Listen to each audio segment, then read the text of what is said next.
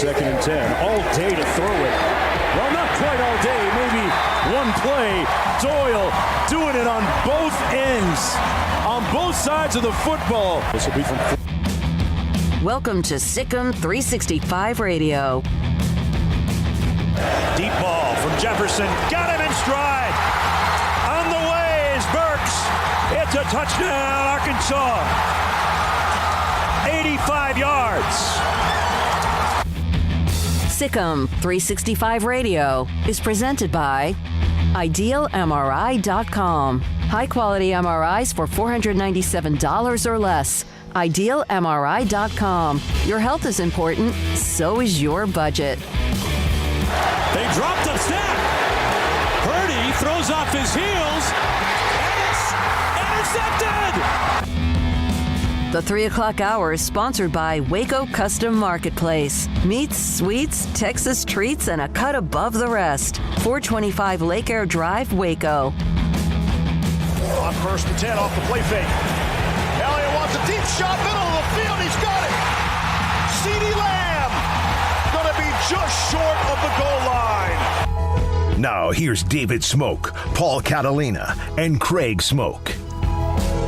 Here we go, Sikkim 365 Radio, 365 Sports. Scotty B and Kenneth on the chat room, or in the chat room pretty quickly. And here we go. Paul Catalina to my left, Craig Smoak to my right, David Smoak. And also Emery Winter, Jack McKenzie helping to run the mothership as well.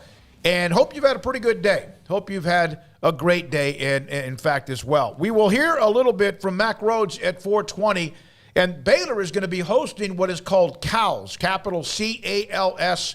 It will be kind of an athletic administrators powwow, so to speak. We'll tell you about that. He can explain that today at 4:20. Rob Bolton, PGA Championship this week at Southern Hills in Tulsa, and he'll join us with our pick'em this week. Greg Gaston on Memphis at 5 o'clock. Craig's off the radar, Paul's top 5, and John McClain Hall of Famer, multi-Hall of Famer, at around 5:30 or so.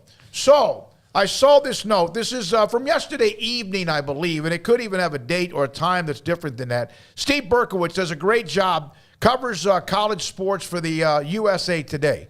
Here is what he put up. New NCAA, the NCAA's new federal tax records show it had $52.5 million in outside legal interest for the year 21, fiscal year 21, when appeal of Alston to SCOTUS occurred. That's down about $15 million from fiscal year 20. But over the past 7 fiscal years, the NCAA has shown that they have spent $304.5 million in outside legal expenses and $69.1 million in legal cost recoveries. So that's almost $400 million to lose. $400 million to fight something that in the end it's going to. This is not like, territory here. And again, there's a turf war. And they kind of, at some point, you would think one of those attorneys that got $1 or $2 would have said, guys, my job is to represent you and I'll do everything I can. But we're swimming upstream and we're going to run out of breath. That could have built so many hospitals, schools, affordable housing, and just millions just thrown away and burnt basically in a pile like the Joker in The Dark Knight because just morons are at the helm of this defense the NCAA has, had to put up. That's not even surprising in any way, shape, or form. You knew it was in the millions of dollars of just burnt money. So, yeah, they've thrown away a lot of money for cases they knew they were going to lose from the very beginning. And, Mark Emmert's on his way out for a reason. I think that probably plays into it a little bit, just, wasting tens of millions of dollars on court cases that you could have prevented from even happening in some cases. And in other cases, you had all that time and all that money and you were still inadequately prepared for it. So please explain that to me somehow. How are these the people in charge when you're that off base that you've wasted that much money for cases you're going to lose or cases that you just simply had occur because you were too lazy to do anything about it when you had a chance to. Here's a couple of them. Go ahead. They lost 9-0 in the Supreme Court. That does not happen all that often. There's usually, there's no dissenting opinion in the Alston case. Not one judge said, look, I understand. And even sometimes there's a dissenting opinion where you think the judge, if you read it, the judge is like, well, look, I don't agree with this, but they're close. This was 9-0. And judges from both sides of the political aisle were in unison on that. In the parlance of our century and political discord and judicial review and all that stuff, that does not happen that often. And I'm sure their lawyers, of which they are very, very good, were telling them, look, this is how this is going to go. But the people at the helm were like, look, we're into the breach here, and we're going until the end. Well, if the lawyers even said, I'm sure the lawyers probably told them that, but they probably also were just laughing all their way to the bank while they realized, hey, this is a non-winnable case, but hey, we'll take the money from you idiots if you want to pay it to us. So yeah, go right ahead. But Mark Emmert took pandemic-related 20% pay cut. Listen, wait for this. Wait for it. During 4 months of 2020 after basketball tournaments were canceled, but still got greater compensation than he had in 2019. The NCAA tax records show he totaled just under $3 million in 2020. So he took a 20% pay cut in 2020 because the tournaments were canceled, the moneymakers in the spring, and yet still made more money than the year before. I want to read, and you guys, as you want, and the chat room, text line 254-339-1122. Here are some of the responses on Twitter from Don. Somehow, it's still reported that they are short-staffed because of COVID cutbacks after spending that kind of money legally.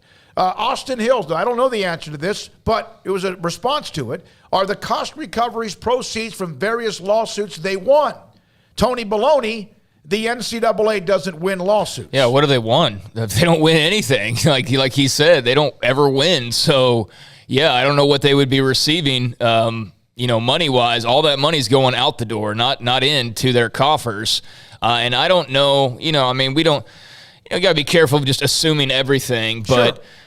I don't know why it's taken them this long to get people back into the office. I mean, pretty much everybody's been back at it. I think that we all realize that COVID is something you live with. We barely even mention it at this point because everybody's learned to kind of handle it the best that they can. And that's not to say that it's not creating some issues still, but there's really no reason at all why they should not have full staff. I mean, there's really no reason at all. It's not like you can't be in the office right now.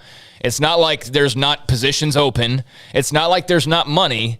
So I would need to hear from the NCAA on why exactly they're still short-staffed and having such a hard time. But I'm not going to let that be an excuse for them on why they're not getting things done. They're not getting things done because they're simply not good at getting things done. And, to say, oh, well, they're short-staffed, give me a break. I mean, what has that really changed? Nothing, really. I mean, nothing in my eyes. Maybe you can point something out where, hey, they were short-staffed, so this didn't get done, but they weren't going to win the Alston case because they were short-staffed. Nothing changes with the lawsuits. Nothing changes with really anything, quite frankly. So I think that's a convenient excuse, but it's a lame excuse. Well, go ahead. Go back 50 years to Title IX, and you think about the way the NCAA is set up. Have they really been told you're doing this right by anyone since Title IX? Because Title IX essentially is,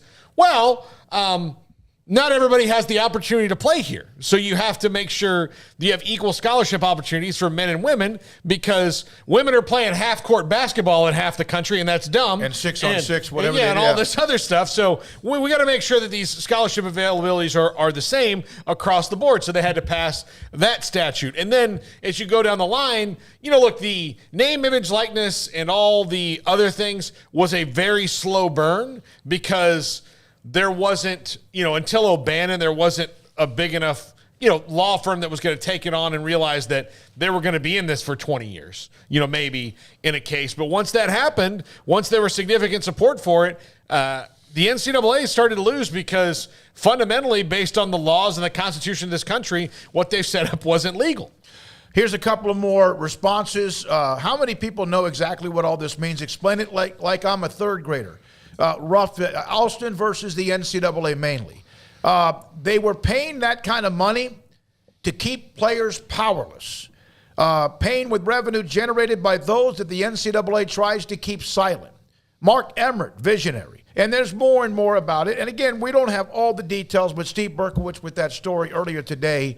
And so I wanted to share that with you to start the show. And in the chat room, of course, some of the responses, of course, the basic summary is that Alston realized, hey, I'm seeing myself in a video game, although they're not naming me by name, but everything is pointing to that's me. And or that was Ed O'Bannon, excuse me. O'Bannon, yeah. But Ed O'Bannon, and then which leads into Alston and all that, is basically college athletes or former college athletes realizing, hey, Ed O'Bannon in particular, why is my jersey number being sold in the school pro shop and I'm in a video game, but none of it's by name and none of the money goes to me, and realizing, oh, what a racket this is. And basically just coming to the conclusion that this is all wrong and unfair and basically illegal, and saying this is enough and going and filing a lawsuit and demanding that changes and that more of the profit goes to players for their name, image, and likeness. And here we are. I mean, that's the basic mini summary I could give on kind of what's occurred. Ed O'Bannon's story is one of my favorites in that they put his picture on the video game because that UCLA team that he was on was absolutely fantastic on the college basketball video game. And then, he's out in the world somewhere, and some of his friends go, oh, my God, Ed, you're on the cover, and congratulations. I remember when all that happened, I was like, well, that's never going to amount to anything. We had Ed on the show a couple times, I know, back at the old station, and asked him how it started out, and they came to him, and everybody who knew him thought like, oh, Ed must have gotten some money from this. He's like, no, I didn't get a dime from this. And then it wasn't for Ed O'Bannon, which is really admirable, this wasn't about him getting money. It started thinking like, well, how many other people have they done this to? All of them. Every single human student athlete. Yeah. He was just an easy face to the problem. We will get into, by the way, Georgia has a commitment in Marcus Washington Jr. He's a senior in high school. He's going to actually reclassify and join them. He's a part of now the 2022 class. He's a very highly rated defensive back, cornerback. Number 84 prospect overall in the ESPN's 2023 ESPN 300. 10th overall cornerback. And again, ratings, there's a lot of different ones, but that's one of the ones that people do kind of keep up with as well. So he reclassifies, and he'll be able to play college football very quickly as a class of 2022. Craig, just popped this up on my screen and kind of leaned it my direction. ESPN, is that ABC, ESPN, the major matchups, ABC college football coming up this fall? Yeah, they announced this today, or I guess some of it's kind of been known, but they put out their schedule for the first 6 ABC games that we'll see this season. And you've got Georgia, Oregon on Saturday, September the 3rd, in the Chick-fil-A kickoff. That'll be an ABC 2:30 kickoff. You've got Notre Dame at Ohio State. That'll be a night game on ABC on September the 3rd. Florida State versus LSU. And the All-State Louisiana kickoff will be on ABC Sunday night at 6:30 on September the 4th. September 24th, Saturday, you got Wisconsin at Ohio State. Now, this game does not have a time attached to it, nor does Texas-Oklahoma, which will be on Saturday, October the 8th on ABC.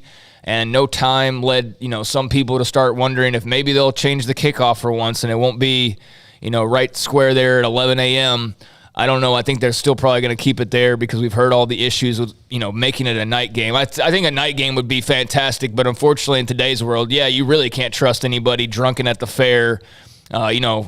I'd be worried, too, about people pulling pistols over dumb stuff because people are morons. But, Texas, Oklahoma, I assume that will be an 11 a.m. game. And then Florida at Florida State on November the 25th, so that one a bit farther out. That'll be a 6:30 kickoff on ABC. That's a Friday game for the first time in forever. Thanksgiving week? Yeah, Thanksgiving week. Yeah. How Florida State's on here twice is a miracle. Not a miracle. It's, the gods of the 90s still smile on Florida State, apparently. But, they're on there twice. That LSU game's interesting in New Orleans, but the one at the end of the year might be an 8-3 team versus a 6-5 team at that time. So, all right, so that's that, and of course you'll start to see some of that. Big 12 meetings, of course, last week. So we'll talk to Mack a little bit about, and we'll get into some things with him as well at 4:20. The chat room is going on, and Let me see if there's anything about the actual money part of what we were talking about. Let's see. Phil Venzer, with these new TV deals, your cable bill will rise. Matt in D.C., ESPN doing their own schedule release similar to the NFL. Also, Adam asked about what's the latest on any kind of expansion in the Big 12, and I was explaining it to Adam, and we'll explain it to you again, and we've said this a lot, but you don't get to catch all the things we say, is the lack of a college football playoff expansion decision, and also the fact that rights are up with the Pac-12. That's slowed things down. The college football expansion probably slowed things down. The lack of a decision slowed down most everything, really, to a screeching halt until they can figure that out. It might be another year or two if they even get to a decision by then. There's no rush. I mean, there's no rush if you're the Big 12 because I don't think you really feel like, unless there's some plan going on, and hey, as we saw with Texas and Oklahoma, there's always these plans going on behind the scenes. But, I mean, I don't think anybody is out there rushing to grab SMU right now. I don't think anybody's out there rushing to grab UNLV or Boise or anybody right now. I mean, do you see any conference really making moves that are, showing their hands? No, there's nothing in that regard. So, yeah, I mean, there's teams that would love to be in the Big 12 like Boise State, but it's got to make sense for the Big 12, and they don't even know what their TV contract's going to look like here in the next couple of years. I mean, keep that in mind. They've got a TV contract coming up in a couple of years, and that's when they'll find out how much value has been lost with Texas and Oklahoma and then subsequently added with the 4 new schools. But, you got to see how that kind of plays out before you even venture into, I would think, adding 2 to 4 more teams, because I just think it's too uncertain. You don't know for sure that you're bringing more. You could be, like, for example, if the Big 12, not knowing what their TV deal is going to be, is going to take a step down because there's no Texas and Oklahoma, which you assume that they will. Okay, Cincinnati and UCF and Houston and I always forget one BYU. of them. BYU. I'm sure they'll replace some of that value. Are they going to replace all of it? Probably not. So everybody's looking at probably making less money. Now, maybe you get a big TV deal and everybody ends up making a couple $1 million more, and that would be great. But if you go and you add SMU and Boise State and San Diego State and let's say UNLV just for the hell of it, you could be looking at making like $5-6 million less than you were because of the value is not adding, it's basically watering down the pool of money that would then be distributed. So that's what the Big 12's having to balance. I mean, that's what they're having to figure out right now with what they've already done, much less what they might still attempt to do. I don't think realignment's over by any means, and I think, these TV contracts are going to be very telling and will definitely shift some momentum in one direction or another. But right now for the Big 12, I mean, there's absolutely no reason to try to be in a hurry to go and add some schools that you don't have any clue of whether or not they would actually make your money worse. Yeah, you better hope that when you add those schools, since they are coming in the 23 season, apparently that those are new. It's a year from June 1st or July 1st, I think. So now that that's coming, you better hope that you Houston Texas Tech matchup and TCU UCF or whatever the BYU Baylor, all those matchups do well on TV and are intriguing because then you can, while negotiating the TV deal, go, look, this is cool. Jace Pierce, the best games list is a self-perpetuating cycle by the media. Not sure why LSU versus Florida State is even on the list, but it is because the media wants to slam these blue bloods down our throat. Paul? Well, I mean, I'm not going to argue with that. I mean, Florida State, LSU happened because they decided to play a game on a Sunday for TV in New Orleans. And, say Ed Orgeron doesn't get fired. Wait. That's a non-conference game, obviously. Yeah, it's a non-conference game. Is that, and what's the date of that game again? It's Sunday, Labor Day weekend, the 4th. Okay, I have no problem with that. Yeah. Jace, I have no problem. Florida State still has some swagger to it, not recently, but it's still Florida State against LSU. It's a Labor Day. They're going to play on a Sunday. There's not a lot of people that are going to do that, so I can see them highlighting that game. You know who has the highest television ratings in the ACC even still is Florida State, in spite of mediocrity. So. That's the thing, is it's not about who's good or not. It's about the brands. That's all it's about. It's about who's going to pop a TV rating for you. That's all the networks care about. They don't care about who it is. It just so happens that who it is are the same schools that you're probably tired of seeing in there or that you feel are not at that same level. But like they said Florida State still brings eyeballs, so that's all they care about. They don't care about anything other than the money that they're making and the number of people watching. That's all that matters. That's all that matters to them, and once you realize that, it makes it, make a lot more sense. Paul's favorite school is FSU. Mine is Nebraska. Craig's an OU fan, and we are covering, of course, throughout college football. We cover Baylor quite a bit, as we should. Sikkim 365 Radio, Big 12, but we try to cover as much as we can coast to coast. Nebraska has been, and that wasn't the best games list. That was a TV schedule. Just a TV schedule. Yeah. Nebraska's been bad for a decade or so, more than that, really, in my opinion, and yet they still draw. They, for whatever reason, maybe it's the pretty color of the red and white. I don't know, but they still have some sort of oomph to them. And, yeah, a lot of it's because of who they're playing outside or inside the Big Ten as well. Lee Buttercup. By the way, I want to say this, and I hope he doesn't mind. Lee is the one that shared us the information yesterday about Dr. Chang on the text line. Lee, thank you. About the one of the men that charged the gunman in California that's a Baylor grad, class of 1991. And then he sent me a note that what we said at the end of the show, which we would never have been able to say without your input and the history and the connection, that it meant a great deal to the family that he getting not just the attention nationally everywhere, but the fact that we were able to kind of get him out there. So a mother's lost her husband and son in 3 months, which was one of the kickers there as well that just sucks so badly. Here's from Lee Buttercup. I love the Pac-12 ruined the exits of Texas and Oklahoma. They expected a college football expansion with a theoretical chance of still making the playoff in the SEC. Where did he go? And no longer. They'll have to be better than Bama, Georgia, etc. They know that. And whether they can do that or not will be interesting as well. Here's the whether thing. they can go head-to-head or not. Here's the thing. There's a multitude of reasons why they joined the SEC. Security, for one. They know they'll never have to deal with another disruption in their conference, although, one of the parties that created basically 99% of that disruption was, the one leaving and doesn't want disruption anymore. So that's kind of ironic, but it's all about money. It goes back to money. They're going to make gobs and gobs and gobs of money.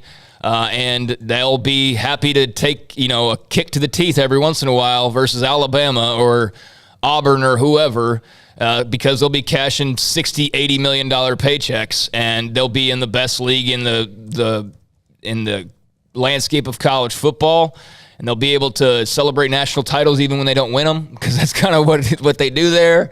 And they'll still have their main rivals and all of that. So, it's a pretty good gig for them. The question of it is, the only downside to it for either team, the only downside is that you just may not be as good as you have been. In UT's case, that doesn't change anything over the last 5 years, 10 years, really.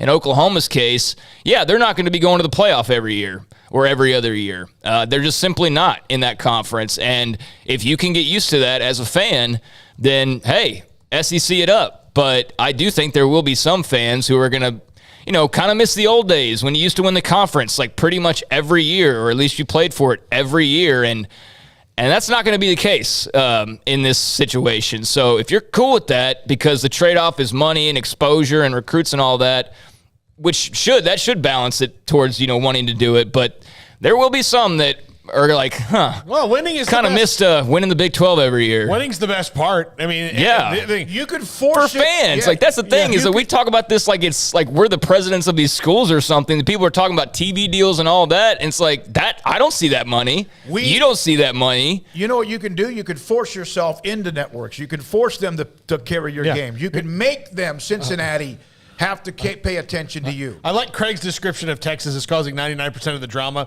What I thought about was if you're on and I did this for a long time before, I met Amanda, but I was on like online dating, and if you see a profile with a girl, like, oh, she's cute, and then you read her profile and she'll say, I hate drama. It's because she loves it. She loves drama. So that's an automatic swipe left as I hate drama, and that's Texas. They're like, we hate drama. We don't need this drama. Did Amanda contact you like that and then change your name? No. And that's not even like, and I'm sure, some Texas fan will take that the wrong. It's just true though. Like all the stuff that happened was like the Longhorn Network. That was a Texas thing. Nebraska leaving, Texas thing. A&M leaving, Texas thing. The Longhorn Network was also the Big 12 trying to satisfy and scratch their itch. Oh, it absolutely because they were about. There was They were going to the turmoil. Pac-12. Yeah. They were going to the Pac-12, so the Big 12 had to make a concession to get them to stay because they knew that they would be screwed without them, and now they're in this situation anyways after appeasing them. With a lot of teams that have left since then. And a bunch of teams have left as a result of it, and now they're leaving. So, yeah, like I said, I mean, it's not a shot directly across the bow at them. It's just the history is that's what it was. They created or were a part of a lot of the drama, for better or worse, and now they're bolting. So all right, this is from the 304. What network, in your opinion, would be best fit for the Big 12 when they renew their media rights in a couple of years? That's a great question because there are like CBS is kind of, it depends. Do they want to get into college football? They used to kind of be the game each week with the SEC, but that's now changed, and that's now a part of ESPN. I got to tell you, I'm being honest.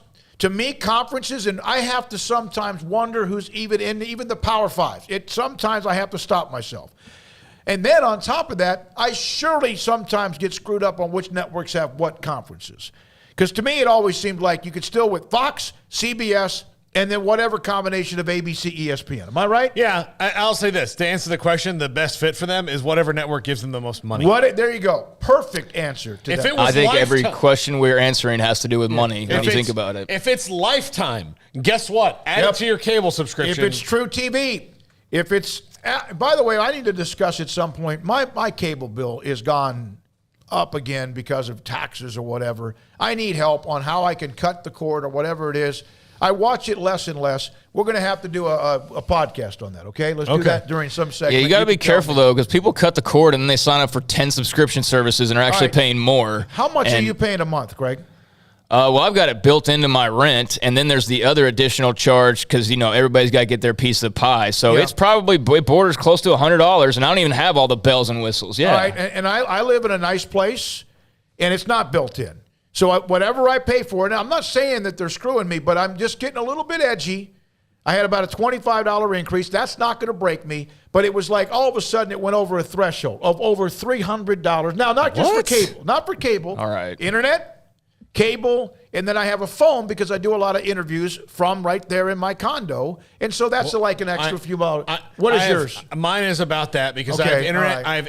I have internet which I upgraded when we were doing the show in the house, and a phone, which is this phone number on that account that you call. So if you want to call Paul and Amanda, the number to call is the one that's our text line. It forwards right to here. If you don't want to use the phone for interviews, do Skype, do Zoom. You probably have better quality, and you could actually see the person, or you don't even have to if you don't want to, but that's a free way of doing it, would be to just Zoom or Skype the interviews. We'd have to do something about this thing.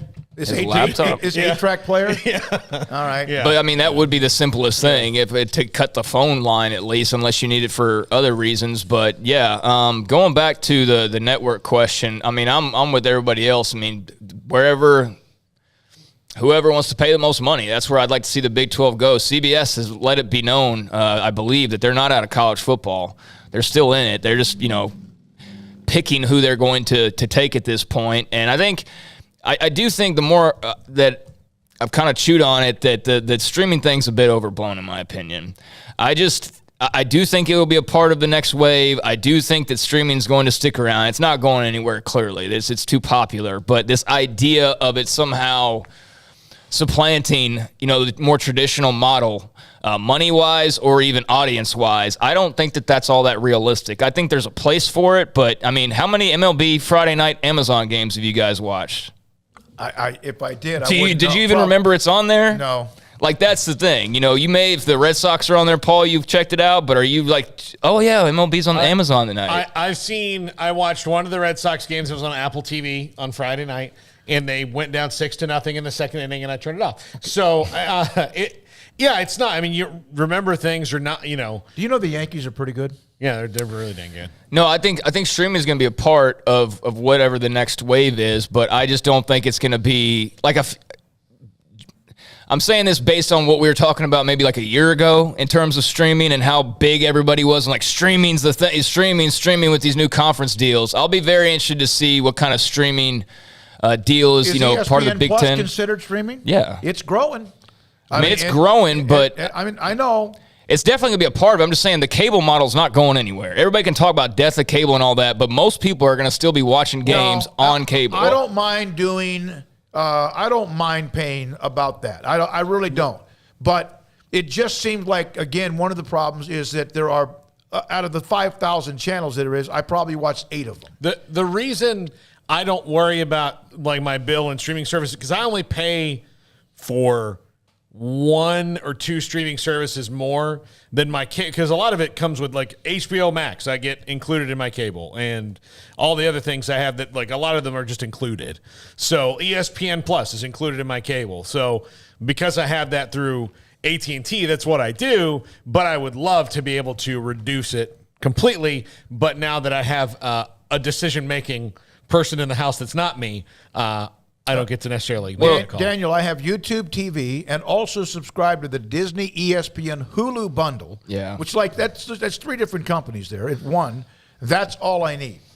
Yeah, but what I'm saying is you're not going to get people spread out buying 5 streaming services just to watch college football. Like, that's not going to be a sustainable model, and there's not enough interest, in my opinion. I'm as big of a college football fan as you'll find, and I'm not going to pay $100 extra a month during football season to catch a random Pac-12 game. I'm just simply not going to do it, not during these times especially. So, yeah, I mean, they're going to try to penny pinch and try to make every amount of money they can, so I'm sure there will be a bunch of streaming involved in, you know, all these new deals that are going to be coming up, and that's why I said it'll be interesting to see. But the idea that, like, Netflix is going to get involved, and then not now, not at this point, unless that's their plan to, like, completely reverse their downward spiral. But you know, even to what extent is Amazon involved? We really don't know. Are you going to go get an Amazon subscription just to watch Pac-12 football?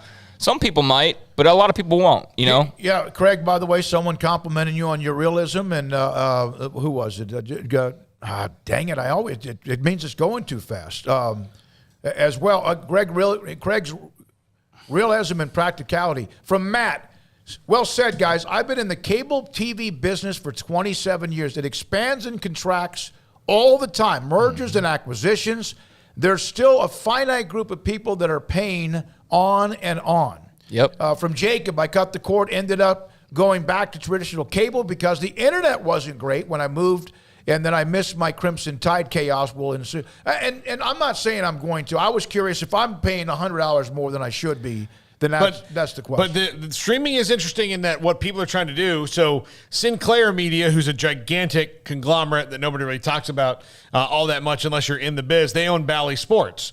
And Bally Sports is launching a streaming service that they want to charge $20 a month for. Go away. I am not paying for Bally Sports Plus. Okay. I'm sorry. Okay, for $20 a month, you can get HBO Max and Netflix.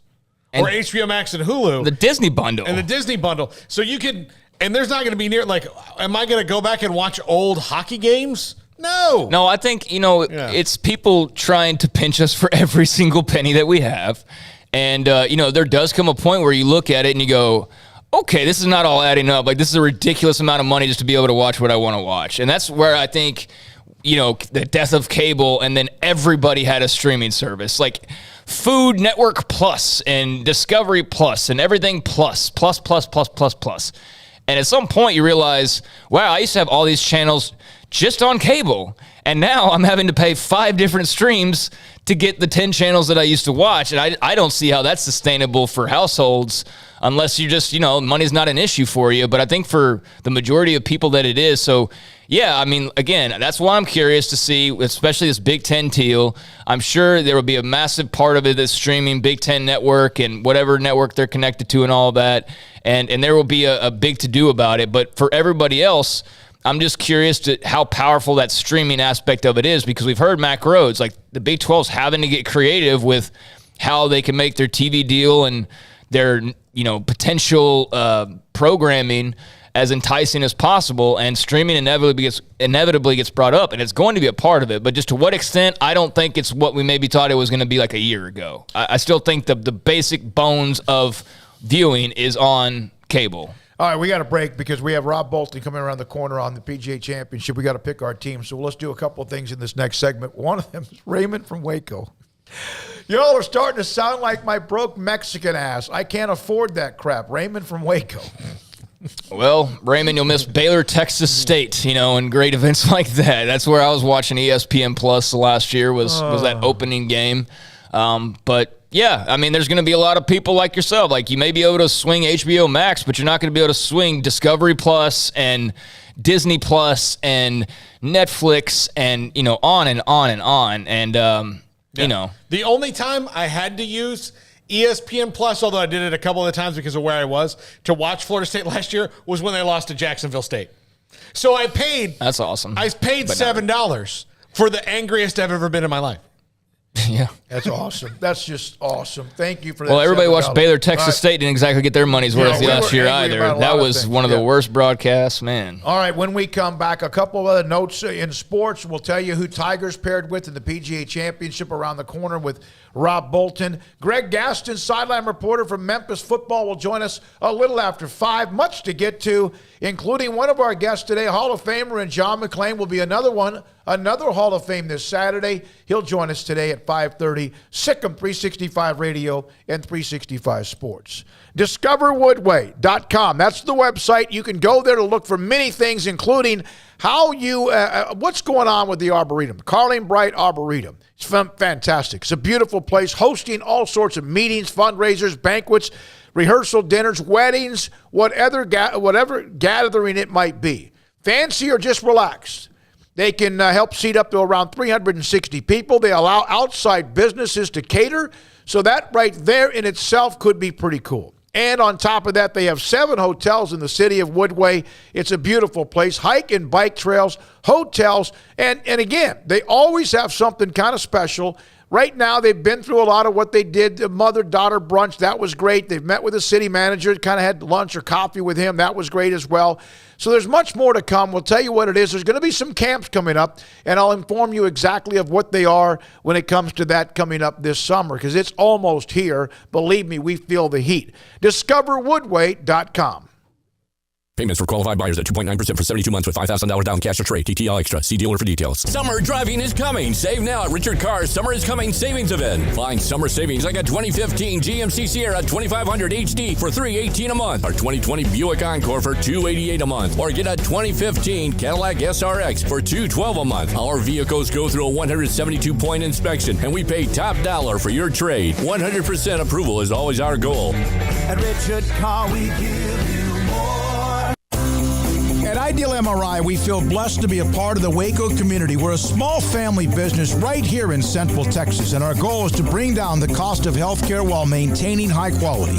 At times like this, the cost of healthcare has never been more important, and unfortunately, significant illnesses and injuries still occur. That's why Ideal MRI is open and here to serve you through the difficult time. We offer premium MRIs just like a hospital with state-of-the-art technology and specialists, but you'll pay less. Sometimes thousands of dollars less, whether you're using insurance or not. At Ideal MRI, we accept most insurance and there are no hidden costs, even offering financing if that's needed. Everything included in the price, and you'll not get something as a surprise in the mail later on. If you need an MRI, ask your doctor about Ideal MRI. They'll know. You can schedule an appointment safely from home online in minutes at idealmri.com, or give us a call, 833-IDEAL-MRI, idealmri.com. In the market for a quality metal building? Since 1943, Pioneer Steel & Pipe has helped Central Texas residential and commercial customers with metal building design, panel options, building components, and trim options. Pioneer Steel & Pipe's residential line is energy efficient, offers low maintenance, reduces insurance payments, is impact resistant, and carries up to a 45-year limited warranty. In addition, they can also help you find a metal building contractor for your project. Pioneer Steel & Pipe with locations in Waco and Bryan, and at pioneersboys.com. In Texas, there's pea-size hail and baseball-size hail. Guess which one hit our house? We didn't even know where to begin, but we called our Texas Farm Bureau insurance agent, and he was so reassuring. He knew exactly what to do to get our house back into shape and our lives back to normal. Now, we're even more thankful for the roof over our heads. Stop by and see our agents at one of our 3 McLennan County locations. Coverage and discounts are subject to qualifications and policy terms and may vary by situation. Did you know that Waco Regional Tennis and Fitness is a partner of the City of Waco? Did you know that we are open to the public? Waco Regional Tennis and Fitness offers day passes to the public for only $10 a day, and we offer money-saving memberships. Waco Regional Tennis and Fitness offers over 40 group exercise classes each week, including barre, yoga, boot camp, indoor cycling, and more. There are free weights, weight machines, TRX, rowing machines, stationary bikes, new treadmills, elliptical machines, and much more on the spacious weight room floor. Personal training available where you can be encouraged to grow. Sauna, whirlpool, tanning bed and kids club, 17 tennis courts, 8 pickleball courts, youth and adult tennis and pickleball lessons. Waco's premier experience, where you can help your mind, body, and soul. Visit our website at wacotennis.com, call us at 254-753-7675, or visit us next to Hawaiian Falls on Lakeshore Drive in Waco.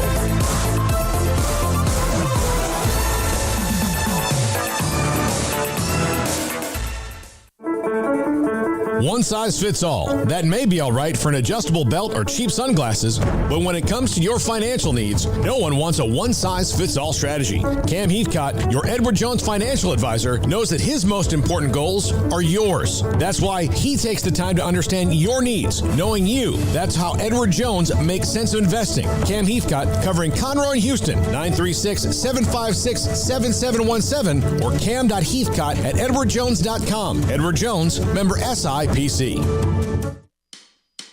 This is Sikkim 365 Radio. Text us at 254-339-1122.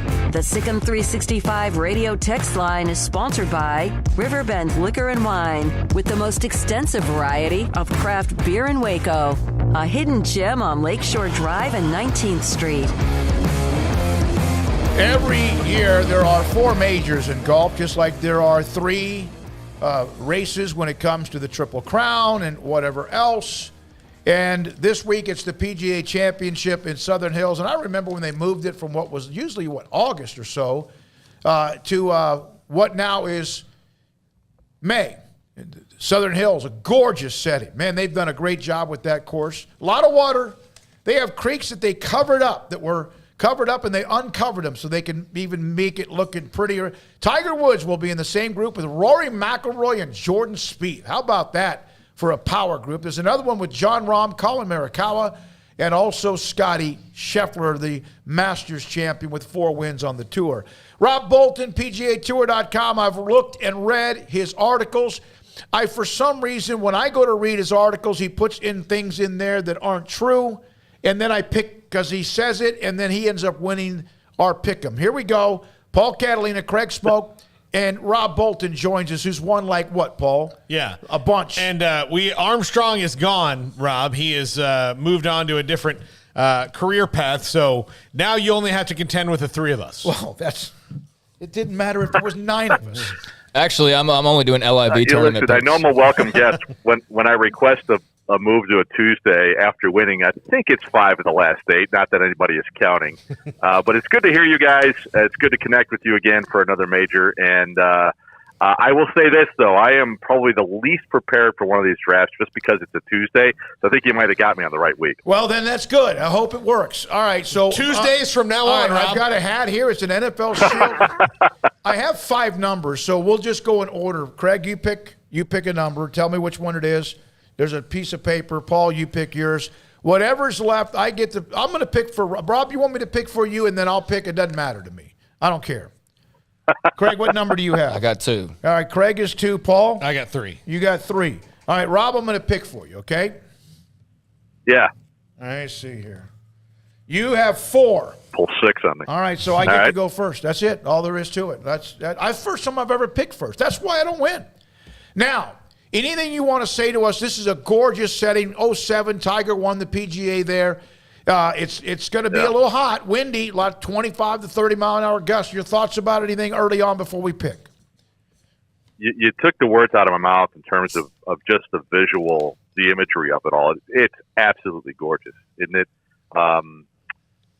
Think about when I was a kid and like, what is this thing called golf? And it reminds me of just falling in love with the beauty of the backdrop. And we have that this week. It's an incredible restoration. Gil Hance and his team have for us this week. There's a little bit, and I know you love this, there's a little bit of a linksy style feel because of the way the fairways are contoured and the greens with the short grass around them perched in many spots. So short game and a lot of creativity will be part of the winner's formula this week. Obviously, it's a stacked field like it always is, and we always have somebody we recognize almost always win this thing. It's going to happen this week, so experience will play a big role. But managing the course will be the biggie, the experience and patience that goes into that. In terms of the weather, briefly, yes, hot, windy, the first 2 days especially. Then it'll circle around from the north and really cool off. It'll still be windy, but that's when the challenge of what we expect from the best players in the world will come through. We should expect scoring to rise a little bit. Par will be a very good score throughout, but especially on the weekend. Yeah, and it's visually just gorgeous. In fact, I changed my backdrop this week because of some of the pictures I saw. Now, all right, here we go. I'm 1, Craig 2, Paul 3, Rob, and then, of course, we go reverse order. 4 golfers. If any of them miss the cut, your team is eliminated, even if you have 3 guys that finish first, second, and third. I will start with Scotty Scheffler. Go John Rahm. I will take Jordan Spieth. You get 2 picks, Robert. Yeah, I'm looking at this. Okay, so let's lead off with JT. And by the way, I have Spieth winning the Grand Slam this week, guys. Career Grand Slam. So nice job getting him third there, Paul. I almost thought about picking power rankings and calling it. Coming off a hell of a tournament, too, yeah. Oh, yeah. I mean, it forms there. He's got the right profile for this course at this time, at this place, and in this weather. It's a nice combination. I'll just stick with my power rankings. Rory McIlroy is 5, so I'm going to go right there. Paul? All right, I will go with Xander Schauffele. Had a 60, was it a 1 in the final round of the Byron Nelson, Rob? Yeah. Craig? Yeah, 61, not too shabby. I'll go Justin. No, you took him. Guess I'll go Morikawa. I like the way he plays. I really do. Jeez, nice.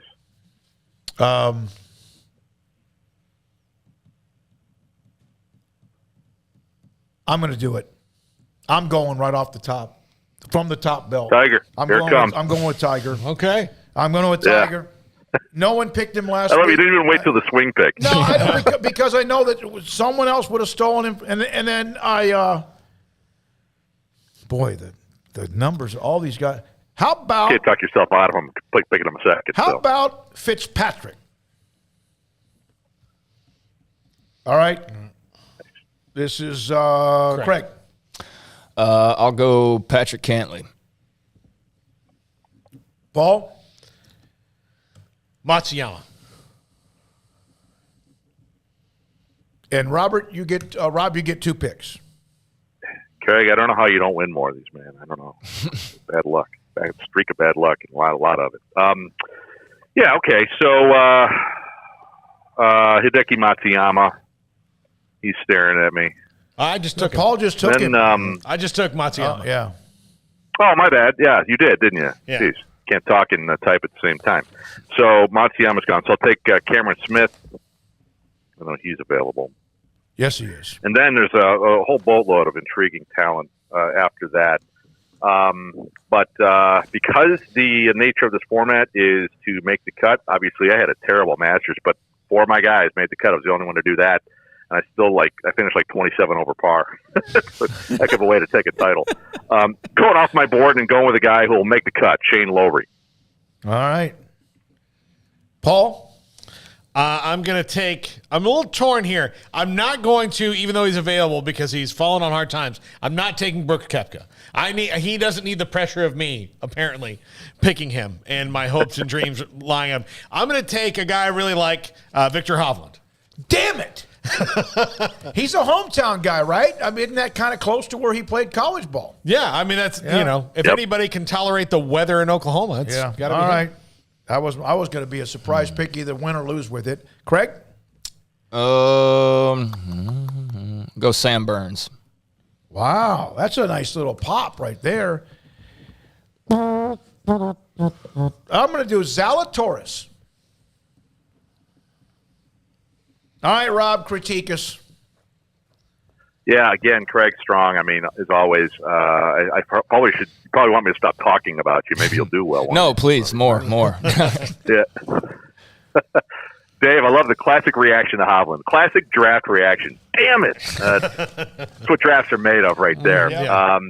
Obviously, I think, although Zalatoris is, the weakest link, I mean, everything hinges on Tiger there, but he's number 14 in my power ranking. He's 66-1 at last check to win. That's probably shorter by now. That was several hours ago. BetMGM has a really interesting perspective on him this week. If he wins, they might just shut down. That's how leveraged against Woods winning they are. So that's a side story on top of the big story. And of course, Paul, I mean, right down the middle with these picks, you really can't go wrong. Hovland, for me, he's going to have to probably not miss any of these greens. Kind of like what we talked about a little bit at the Masters when you had Lee Trevino on, and Trevino was concerned about Hovland.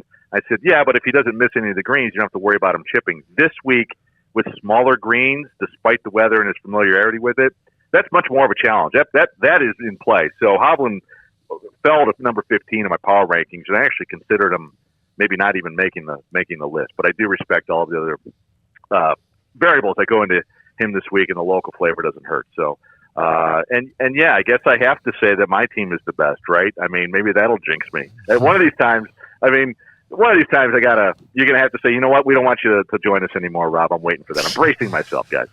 Ever. No, look, we got to be the best. You've got to beat the best, Rob. And we don't, we're not trying to, there's a story here, in college baseball, Texas A&M canceled their Tuesday night game because it was going to hurt their RPI. That's not what we do here. That's not what we do. So we're going. I didn't hear about that. That's interesting. Yeah. I love the Ric Flair reference too. Nice. So Scheffler is not your pick in your power ratings? Yeah, he's fourth. I mean, it's a PGA championship. He was number one last week, and he played really well. But I mean, that's a shootout, and he still finished seventh or something. 15th, tied for 15th, sub 70s in every round. More of a warm up. He had a 64 in the practice round of Southern Hills a couple Thursdays back, but the conditions were conducive for it. Winds were down a little bit. The course had just received lots and lots of rain, so it was soft.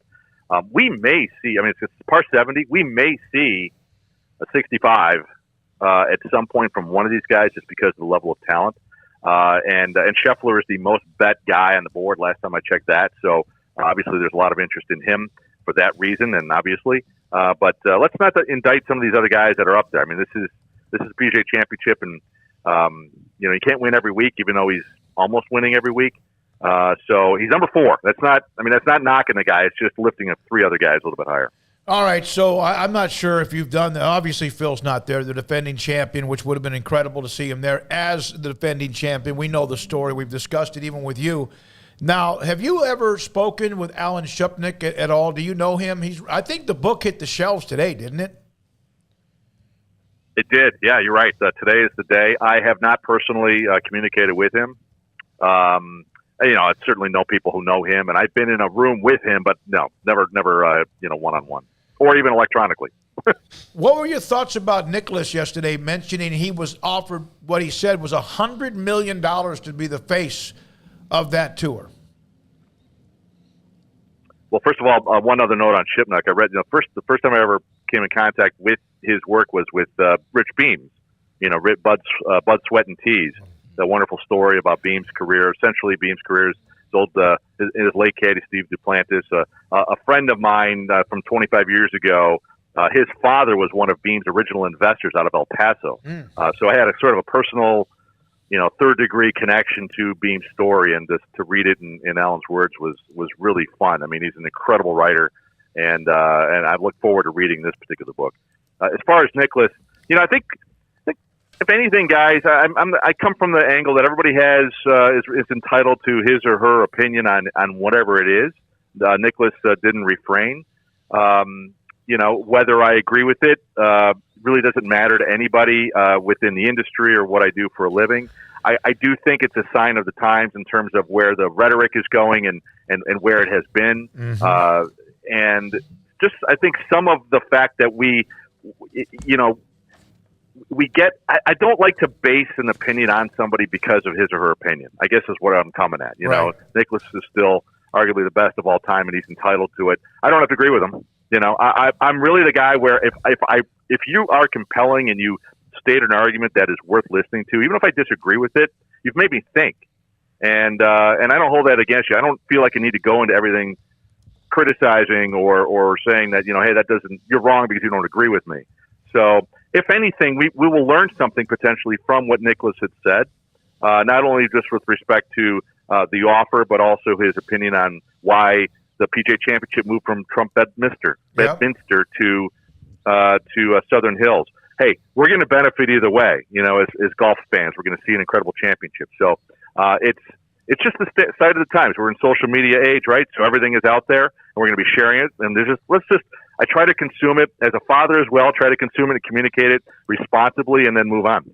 The only thing I take away from it is I would love to be in a position where I could tell somebody, no, I would not like $100 million. Oh, yeah. Oh, yeah. That with which I cannot relate. What was the old saying? You play a game with which I'm not familiar. Yeah, that is a decision with which I am not familiar. Yeah. No question about it. Hey, what's happened to Tony Finau? Putting. He had a great final round in Mexico, 63, tied for second or third, whatever it was. One round, though. Just one. And it came at the right time, and he was confident, but the putters let him down. He's had a terrible year with that club. And unfortunately, you do need it when you play golf. Yeah. And he's showcasing just how important it is. I think otherwise he's fine. He's not injured. He's got a great life outside the ropes. He always has. He doesn't really... He moves on. He has a short-term memory. So it's entirely on the greens. We've seen guys go through this before. Remember when Webb Simpson had to stop, anchoring and ended up becoming one of the best putters on the PGA Tour when that anchor ban took hold. So he adapted, and other guys have done other things. And look, anybody who plays golf understands that the putter will leave you more than any other club. You're swinging it more than any other club in the bag, and when it's not going well, your scores can reflect it more than anything else. And so that's where he is. This week is going to be difficult on him. So if there's anyone listening and you're looking at a make the cut, miss the cut prop, I'd lean into the miss the cut. Thank you, Rob. Appreciate your time, man. You end up using the putter more strokes than anything else you have, including wedges, 3 irons or 5 irons or 9 irons or even your driver. You do. I mean, a good round, right, is in the lower 20s, mid-20s as far as putting. A really good round? Yeah, obviously, depending on how many greens you're going to hit, you're going to use it anywhere from 20 to 36 times, preferably fewer. Yeah. But a lot of those are going to be short tap-ins. You don't really need the putter for that. But he's just been struggling so much with it. So yeah, I mean, be careful if you're looking at Finau in any sort of investment situation. All right, we look forward. Guys, you're the best. Thanks again. Thank you. That's Rob Bolton, PGAtour.com. You can follow him on Twitter. He will post the scores at the end of each round and then boast about it because he usually takes over the tournament pretty quickly. All 4 of us have 4 picks, and if anybody doesn't make the cut, even if you have 3 really good players during the weekend, that means your team is toast. All right, when we come back, the 4 o'clock hour, Mack Rhoades is going to join us at 4:20. Baylor AD, among other things as well, Sikkim 365 Radio and 365 Sports. Pioneer Steel and Pipe, they continue to work on their new warehouse that will be opening sooner than later. And that means they're moving from where they have been since 1943. Now think about that, 1943, and they are just amazing at what they do. They have great people that work for them and some that have been there forever. And so have the customers. Metal, pipe, and steel. That's what they do. They provide that for you, the customer, whether it's residential or commercial. Whatever you are, you need something like that to build with. They have locations in Waco and Bryan, and they do it well. Family owned and operated since 1943, building relationships one person at a time. And when you've been in business since 1943, you pretty much have done that. Great product, great customer service. Pioneer Steel and Pipe, pioneerboys.com. Y'all listen up. Let me tell you something about group meals from Rhoades Barbecue. It's got all you need for all the folks you gotta feed, smoked meat, sides, and more. There's everything down to the tablecloth, just like the one that you see at the store. At a bridal shower, it's better than flowers. In a long-distance meeting, it'll pass the hours. It'll feed all the cousins at a family function. It's better than potluck at a church luncheon. Next time you need to feed 10 or more, call and order a Rhoades group meal. Next in line. Hey, this is Bryce Petty, former starting quarterback and two-time Big 12 champion, and I know firsthand the importance of being in top shape both on and off the field. So listen up, men. If you're feeling beat down day in and day out and looking for that high-performance edge that separates the men from the boys, then look no further than the Petty Clinic Low T in Waco. Petty Clinic is a comprehensive men's healthcare clinic with an atmosphere catering to men. Board-certified Dr. Kent Petty has a special interest in offering the highest quality medical care to men of all ages. Some of the services offered include screening and treatment for low testosterone or thyroid, infertility, high blood pressure, diabetes, high cholesterol, sleep apnea, while offering comprehensive wellness exams and complete men's health lab panels. High performance men, remember, it's not just a Petty thing. This is Bryce Petty, encouraging you to reach out and Google search Petty Clinic Low T or go to pettycliniclowt.com and get your complimentary lab screening today. With so many companies and policies out there, it gets so confusing shopping for insurance, and I never know if I'm getting the policy that's right for me. Luckily, I met the team at the Niche Group Insurance Agency. With the Niche Group, you can go to one company and get access to coverage options from many insurance carriers, and you get to speak to a real person about your specific coverage needs. With the Niche Group, I know I'm getting the right coverage at the right price. If you need insurance, talk to the experts at the Niche Group at 1-800-258-8302. Do you or your kids get nervous about going to the dentist? Stonewood Dental, Dr. Steve Childress, he can help. I've spent a career taking care of patients who as children had bad experiences, and now they're adults that hate going to the dentist. If I get a kid at 3 years old and they come every 6 months and it's a happy experience, it's normal for them. Now they have an accident at 6 or 7 or 8 at school. Now they have a broken tooth or a trauma, and they have to come here. They're used to lights, they're used to water in their mouth, they're used to experience, they already trust us. It's amazing what we can do with that kid without it being a negative thing. But if I see a 6 or 7 or 8 year old that's never been to the dentist, and now they have a trauma or an unfortunate unexpected toothache, it's harder to do that for that kid and it not be somewhat of a negative experience. So bottom line is I try to teach kids and adults and teenagers and everybody the way I'd want my family treated, which is where it's a necessary part of life. You just take care of it. It doesn't have to be that big a deal. Learn more, stonewood-dental.com. You know what would make this moment better? Pizza. Dough made from scratch and an Italian family sauce recipe pizza. 3 fresh signature cheeses making a melty blanket of perfect pizza. Bob Mack has owned Marco's Pizza franchises since 2013 and has been delivering pizza since 2001 and is the proud owner of 4 locations in the Waco area, in Belmead, China Spring, Woodway, and soon to be open in Robinson. Order at marcos.com to make any moment better. Marco's. Pizza lovers get it.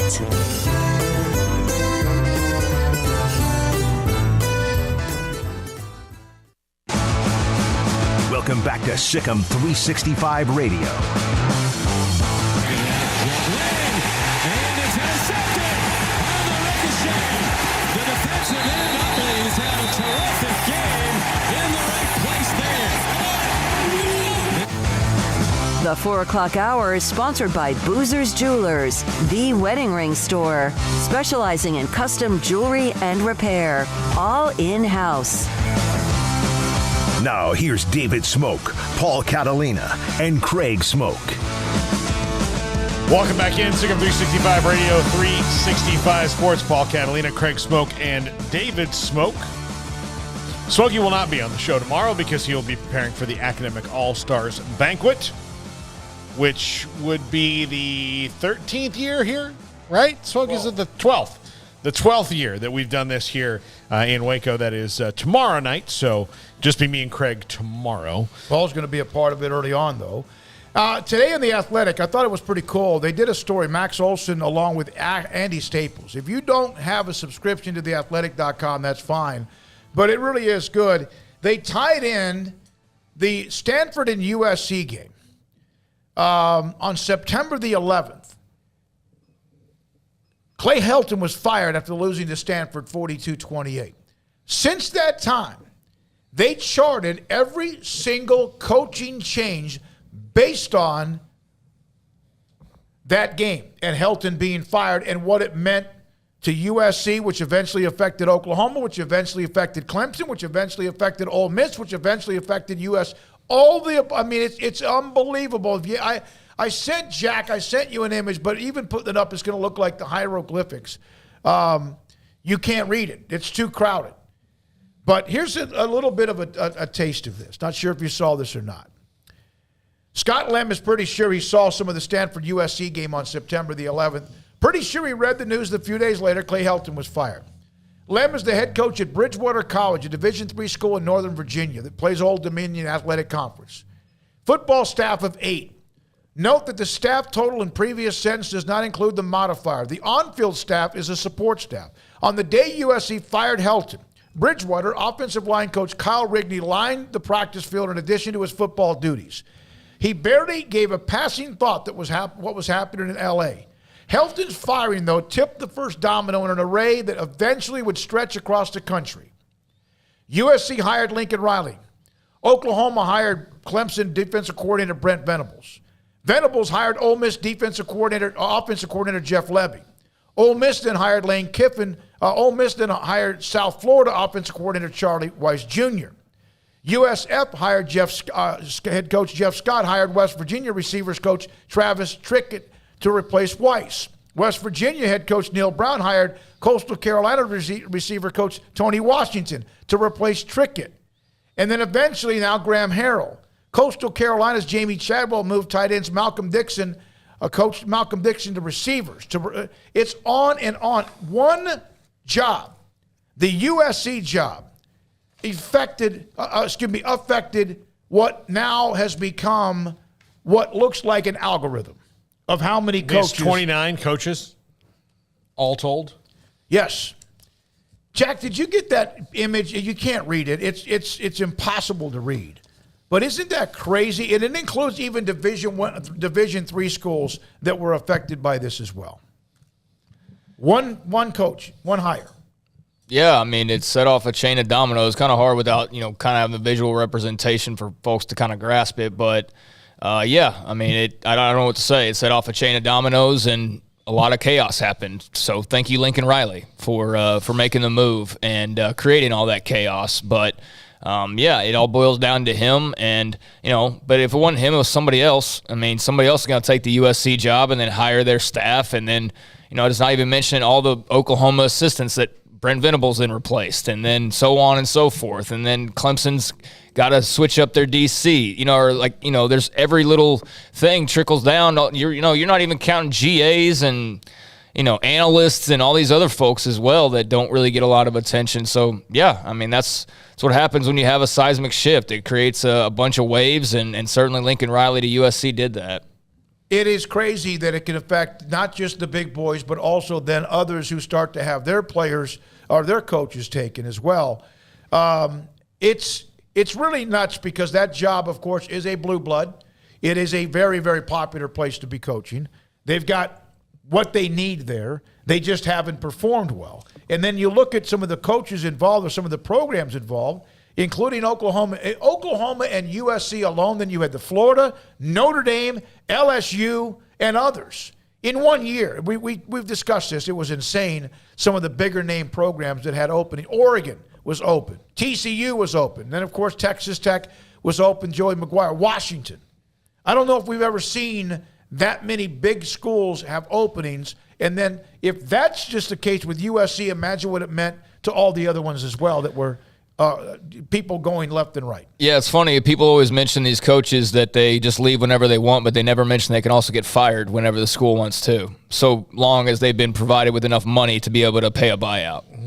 So, that's part of the deal, too. It doesn't just go one way, but everybody's argument's always just this one single way. Like, there's never any negatives to anything. It's always just like, they get this, and they get this, and they get this, but they never, ever, ever mention the drawbacks, ever, because it doesn't fit the narrative. But, yeah, I mean, you can make the point of players should get paid and all that without having to point directly to the coaches' salaries and the coaches' contracts and all that. They're the coach. They're not the high school kid who just joined your program who may be there for 3 years or could leave in a week if he wants to. They're under contract. That's the difference. And if you want to argue that they should be under contract as players, well, that's a whole different thing. But right now, they're not. And coaches are. And, there's buyouts that you have to pay, and there are consequences. It's not as though coaches just up and leave. Do you think Lincoln Riley's had any consequences? I mean, like his personal image has been completely shred by multiple people over the last several months. Now, yeah, he's getting paid, he's getting good money, but still, USC had to pay Oklahoma millions of dollars to be able to get Lincoln Riley, and there's just fallout in every direction. So it's not as clean cut as like, oh, just a coach just leaves whenever he wants. It's not that clean cut, never has been, but that doesn't stop people from making that argument. No, and look, being an assistant coach, I mean, being a head coach is kind of a different thing in college football, but being an assistant coach, if you're one of those guys like, Mike Elko, who's now the head coach at Duke, that made $2 million a year, it's probably not as hard as if you are one of the other guys, but being an assistant coach is you're kind of in a constant state of, where am I going to live next year? No matter how confident you are, because you could be really good, and then all of a sudden, you could be a really good quarterbacks coach for a really good offensive coordinator. The offensive coordinator isn't going anywhere, and then you want to be an offensive coordinator, so you got to move, and all these things. So there's consequences all the time. Or you could be a really good quarterbacks coach or a good, defensive backs coach, but the rest of your coaching staff is going to get fired. Yep. So now you got to get another job. Part of the story, coaches tend to be job hoppers by nature, but the influx of obscene money at the top level of the sport has only accelerated the process. And one move at a major program can affect hundreds of jobs. As of this writing, Helton getting fired at USC resulted in close to 250 job changes at programs in all 10 FBS conferences, as well as FCS Division II and Division III. That's 250 different coaching changes, which if you think about it, if there's 29 or 30 coaching changes, they all have a staff of 10, right? There's 300 right there. Or no, more than, there's 300 right there. Yeah, I mean, it's crazy, but it is what it is. Like, I mean, there was a domino effect, like we said. That's going to happen. If Alabama opens up next year, guess what? There's going to be 250 jobs probably affected by that, So that's probably the case just about anywhere. But I think Lincoln Riley's was a bit more unique because it was so unexpected and out of the blue. And, it sent shockwaves, and some were intentional and some weren't. But, yeah, he's definitely shuffled the college football landscape almost by himself. USC's made this big investment. We'll see if it pays off for them. I have confidence that it will. I don't have full confidence that he's going to be the next Pete Carroll. I don't have, full confidence that that's just going to happen quickly, but I do think that they will be much better than they have been. At worst, they're going to be really great offensively, and they'll be able to score points and win games that they otherwise wouldn't have won under Clay Helton. So their record just in that regard should be improved. But, yeah, I'm very curious to see how it plays out for him. Like, of all these coaching changes, every fan base thinks they got the guy who's going to, be great for them, and probably half of those are going to be busts or close to it or just not live up to expectations. If Lincoln Riley's in that category, that would be shocking and surprising, and there would be major reaction to that. And if not, and he's super successful, then we'll get USC nausea all over again like we had back in the early 2000s when that's all you heard about was USC there for a good bit. But, it's interesting just how wide-ranging just one guy moving can be to the entire, system of universities and all across the country. It's amazing to me that every year in Texas high school football, there's like 12 to 1,300 schools in the UIL, the public schools, and there's usually around anywhere from 100 to 200 coaching changes every year, even sometimes more than that. When we come back, Mack Rhoades, one note, Sikkim 365 special, Sikkim 365 Premium Insider. If you want to be a member, you can. Right now, there's a limited time to get the Ode to Joy documentary. If you are a member of the Sikkim 365 Premium section, and I know a lot of you aren't, but you can be. It's a deal that's involved with that as well.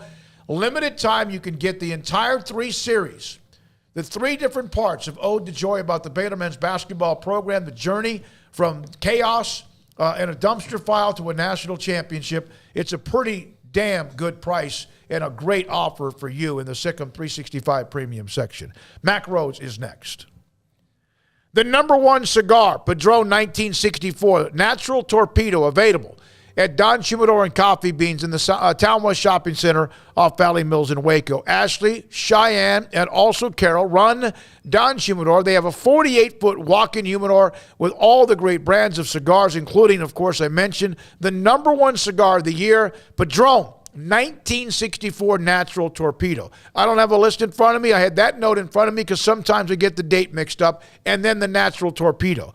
Rocky Patel, Romeo and Julieta, Macanudo, Ashton, Padron, Cohiba. Great names of cigars.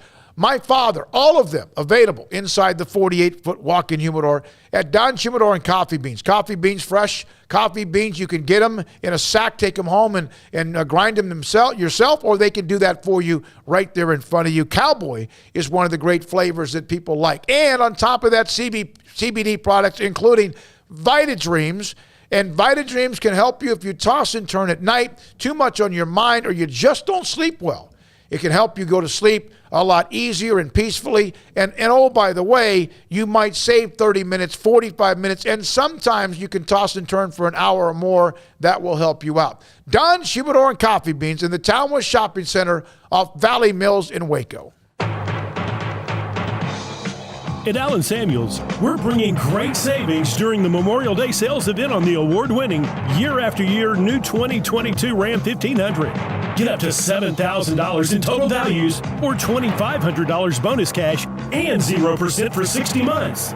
These great deals are for a limited time only at Allen Samuels in Waco. First responders get $500 extra cash. Come shop the huge new car and truck inventory today. How did Edward Jones become one of the biggest financial service companies in the world?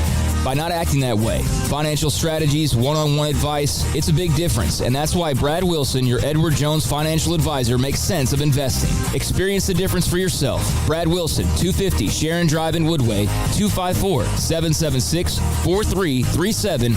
Edward Jones, member SIPC.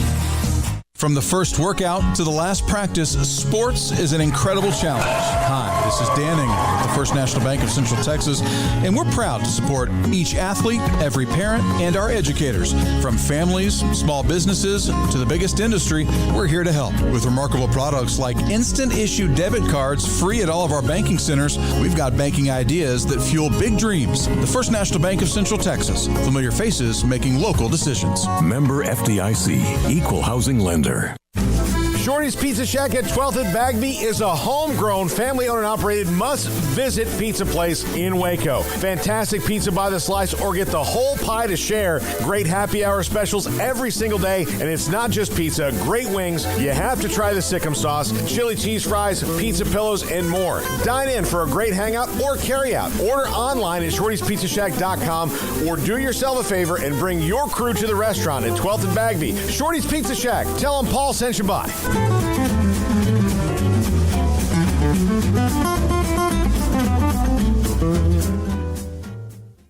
Brad Boozer, Boozer's Jeweler, joins us on Sikkim 365 Radio. This is a great time for your business. Exactly. And one other thing we do that a lot of people don't know is we buy jewelry, heirloom pieces, gold, silver bars, gold bullion, watches, anything you may have that you want to. If you don't want to use it and remake something like I did in a state yesterday and I looked at 35 pieces, well, they're probably going to sell me back 30 because it's something they're not going to wear, nothing to use. So if you're looking to get a few bucks or to sell something or something you just don't wear anymore, I make my wife go through her jewelry box about every 6 to 8 months, and the things that she doesn't wear on a daily basis, this sounds horrible, but I take away from her, and then I'll put in my estate counter, but then that gives me the chance to rebuy her something new moving forward. Instead of looking down 20 years down the road and you have 300 pieces of jewelry, it's something to refresh and make her buy something new along the way. You want to know why they're successful? Brad Boozer, the owner of Boozer's Jewelers on the corner of Valley Mills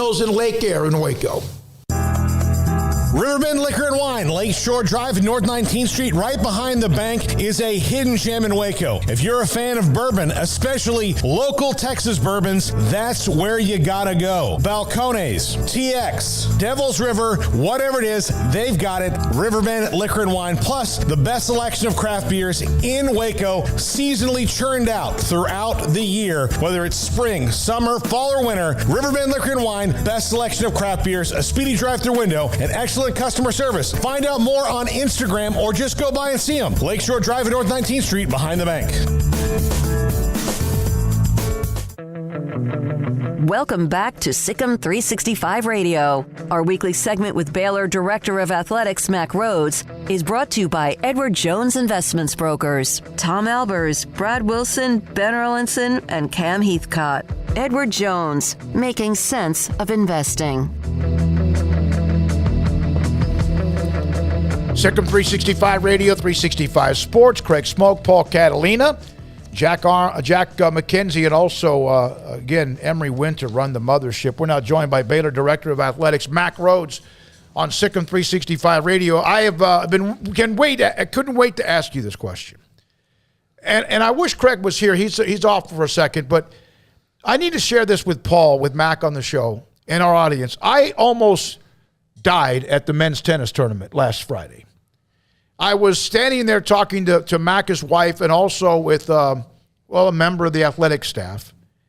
And I started coughing.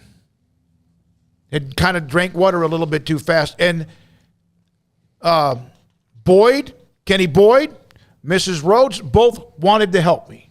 Mack just stood there and stared at me and said, "I don't know what I can do for you." Well, Mack...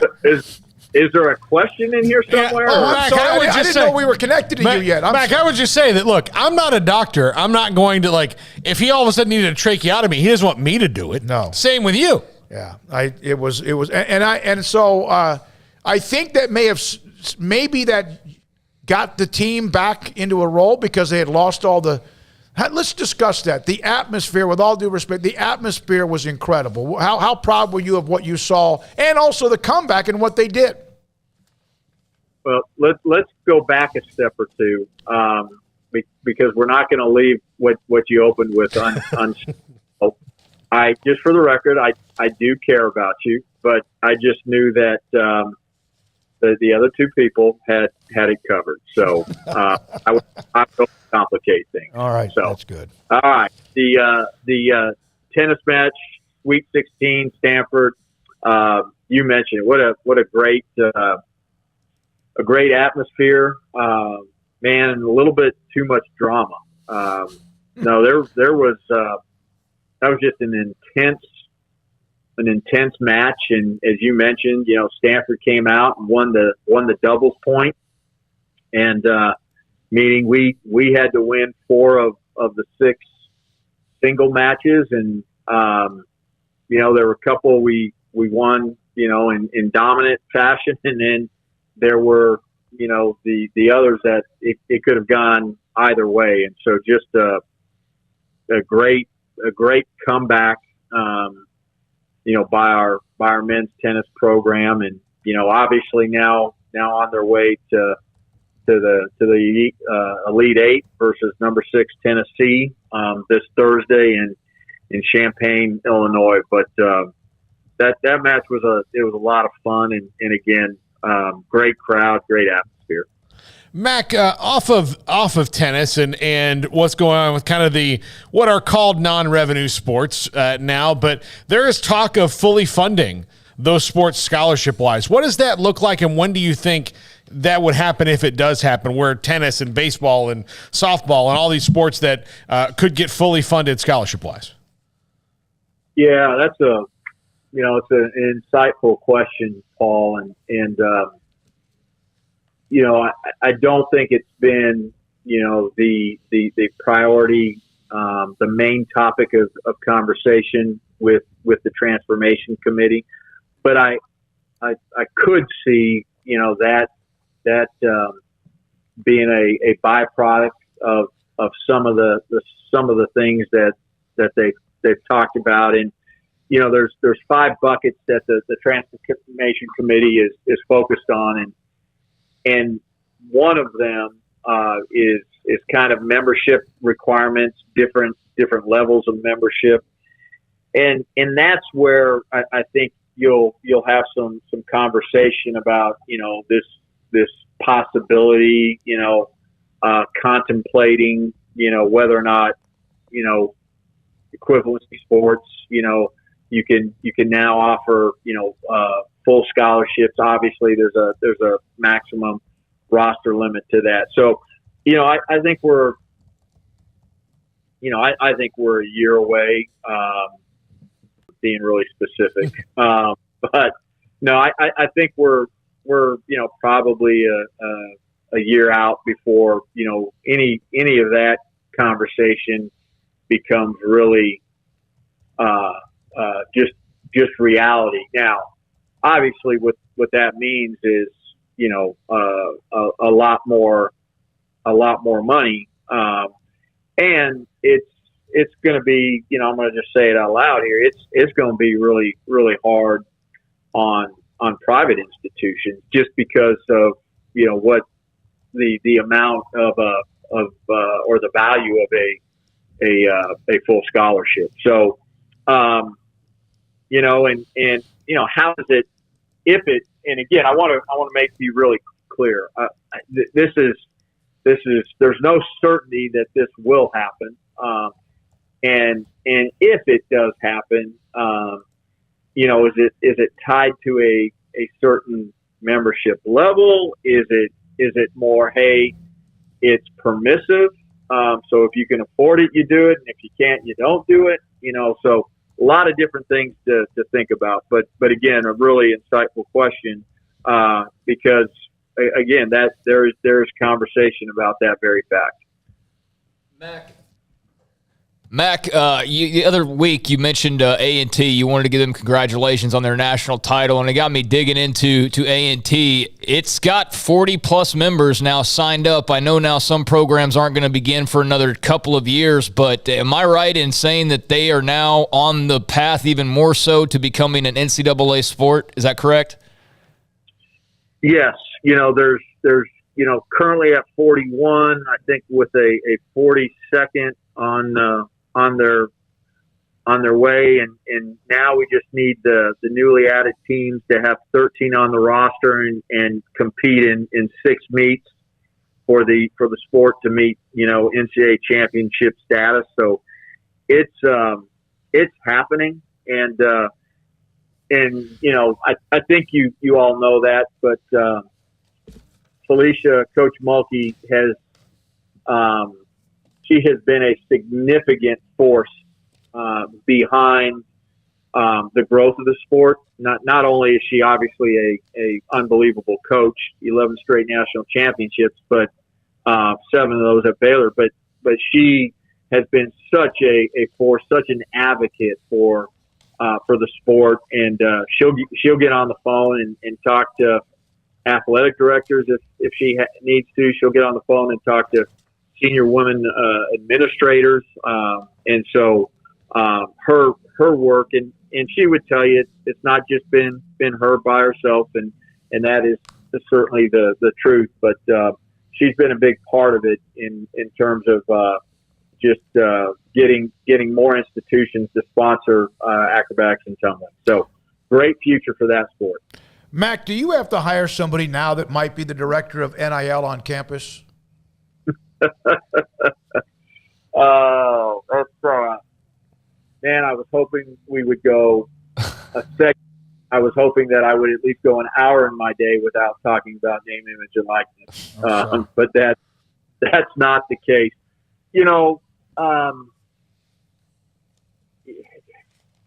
It's as you know, the collectives and things of that nature out there, right? There can be no connection with the athletic department, but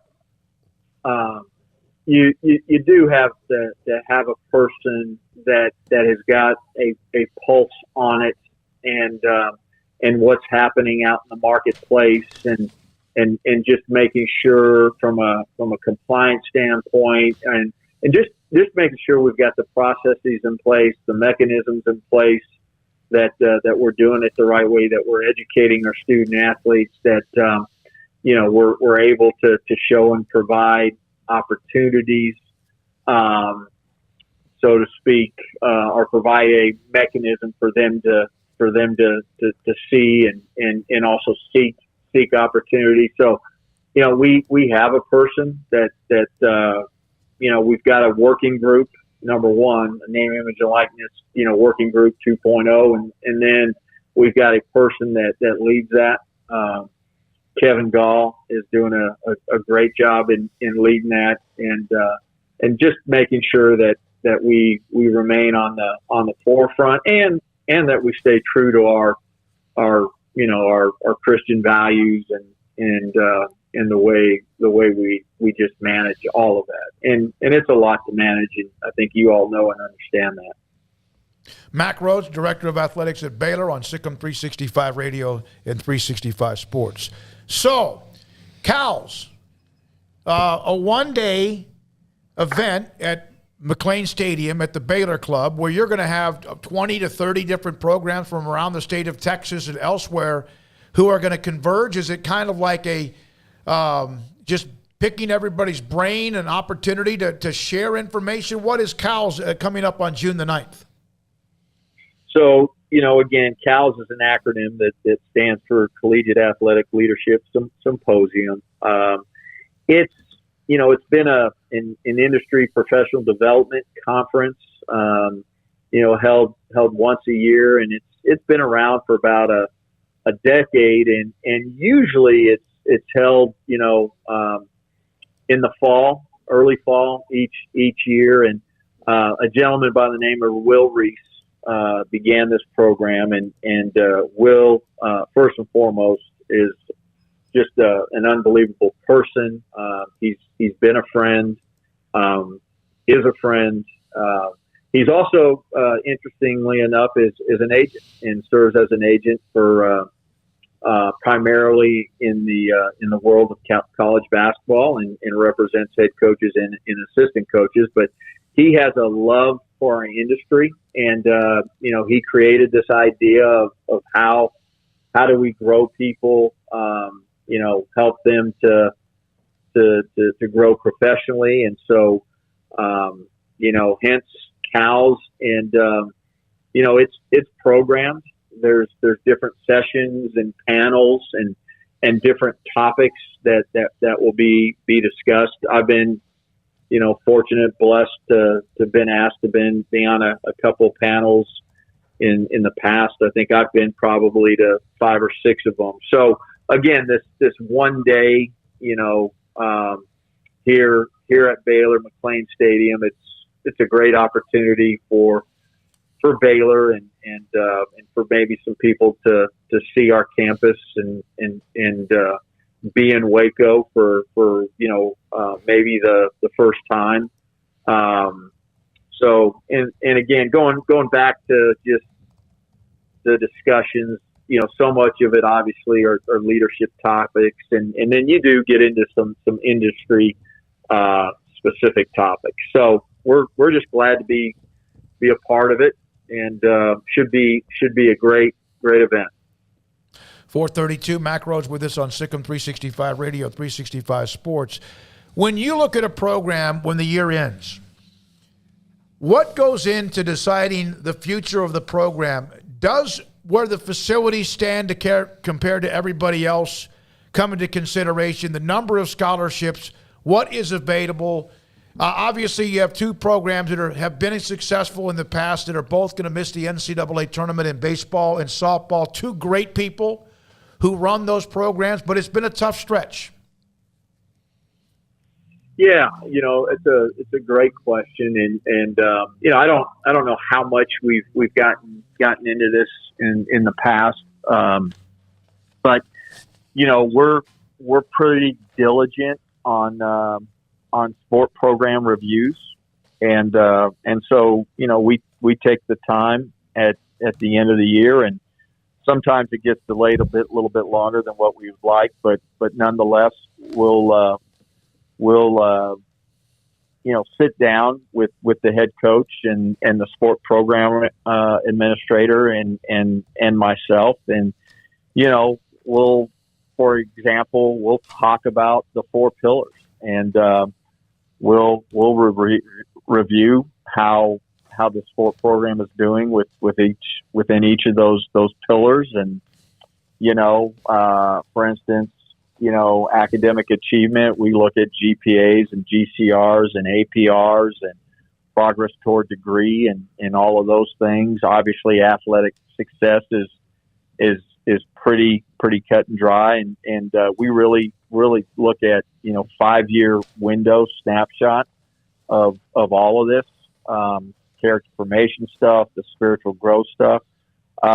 We decided to look at roster. What's the roster look like over the last 5 years, and how many student athletes are with us with that we signed in each class, and how are they contributing to the 4 pillars. And so it's pretty comprehensive, and then we talk about things that we're doing well. We then challenge not just the coach, but we challenge ourselves, the athletic department, in terms of what are opportunities and ways that we can grow and get better, whether that's individually or that's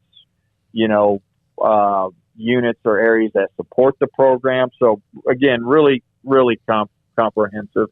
We'll do that with baseball and softball, and again, I would say that baseball still has a chance. Obviously, they got to win the tournament, and I think it's a very good chance that they make it to the tournament. So they still have that chance, that opportunity to potentially go. But I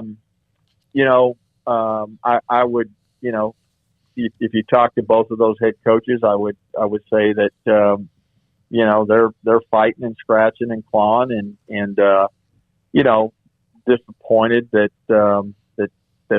more than likely, softball isn't, but baseball more than likely is not going postseason, and we need to have a conversation about that and why, and what does it look like in the future, and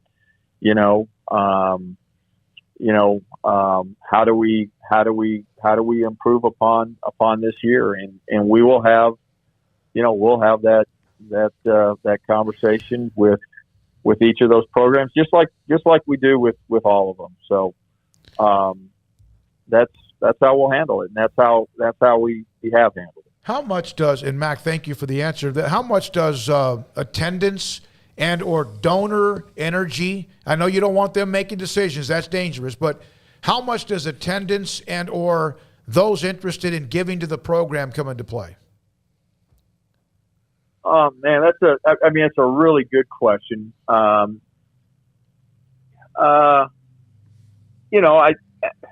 Absolutely, it's a factor. Is it the primary factor? And again, just being really candid and transparent, is that the number one thing that drives it? No, because you can have a year, and I don't know if this is a great example, but the donor and fan base wasn't all that thrilled when football went 1-11. No, yeah, right, and so we heard that and knew that and understood that, but we also internally felt really great about the culture, the process, all of those things, and so that far outweighed, right? Wasn't even a conversation, that we knew it was in the right direction. So again, there's a balance and there's a sliding scale in terms of where you are in the program and all of that. But we maybe the best way for me to answer it is we don't ignore it. It is a factor, and depending upon the program and things internally, how much weight do we give it? Depends. Mack, thank you for your time. We appreciate it. We are going to be broadcasting, by the way, from the Baylor Club on that day, June 9th, when they host Cows, and look forward to that, meeting a lot of different people from different schools and universities around the state of Texas. Mack, thank you. Thank you all. Mack Rhoades, Director of Athletics at Baylor.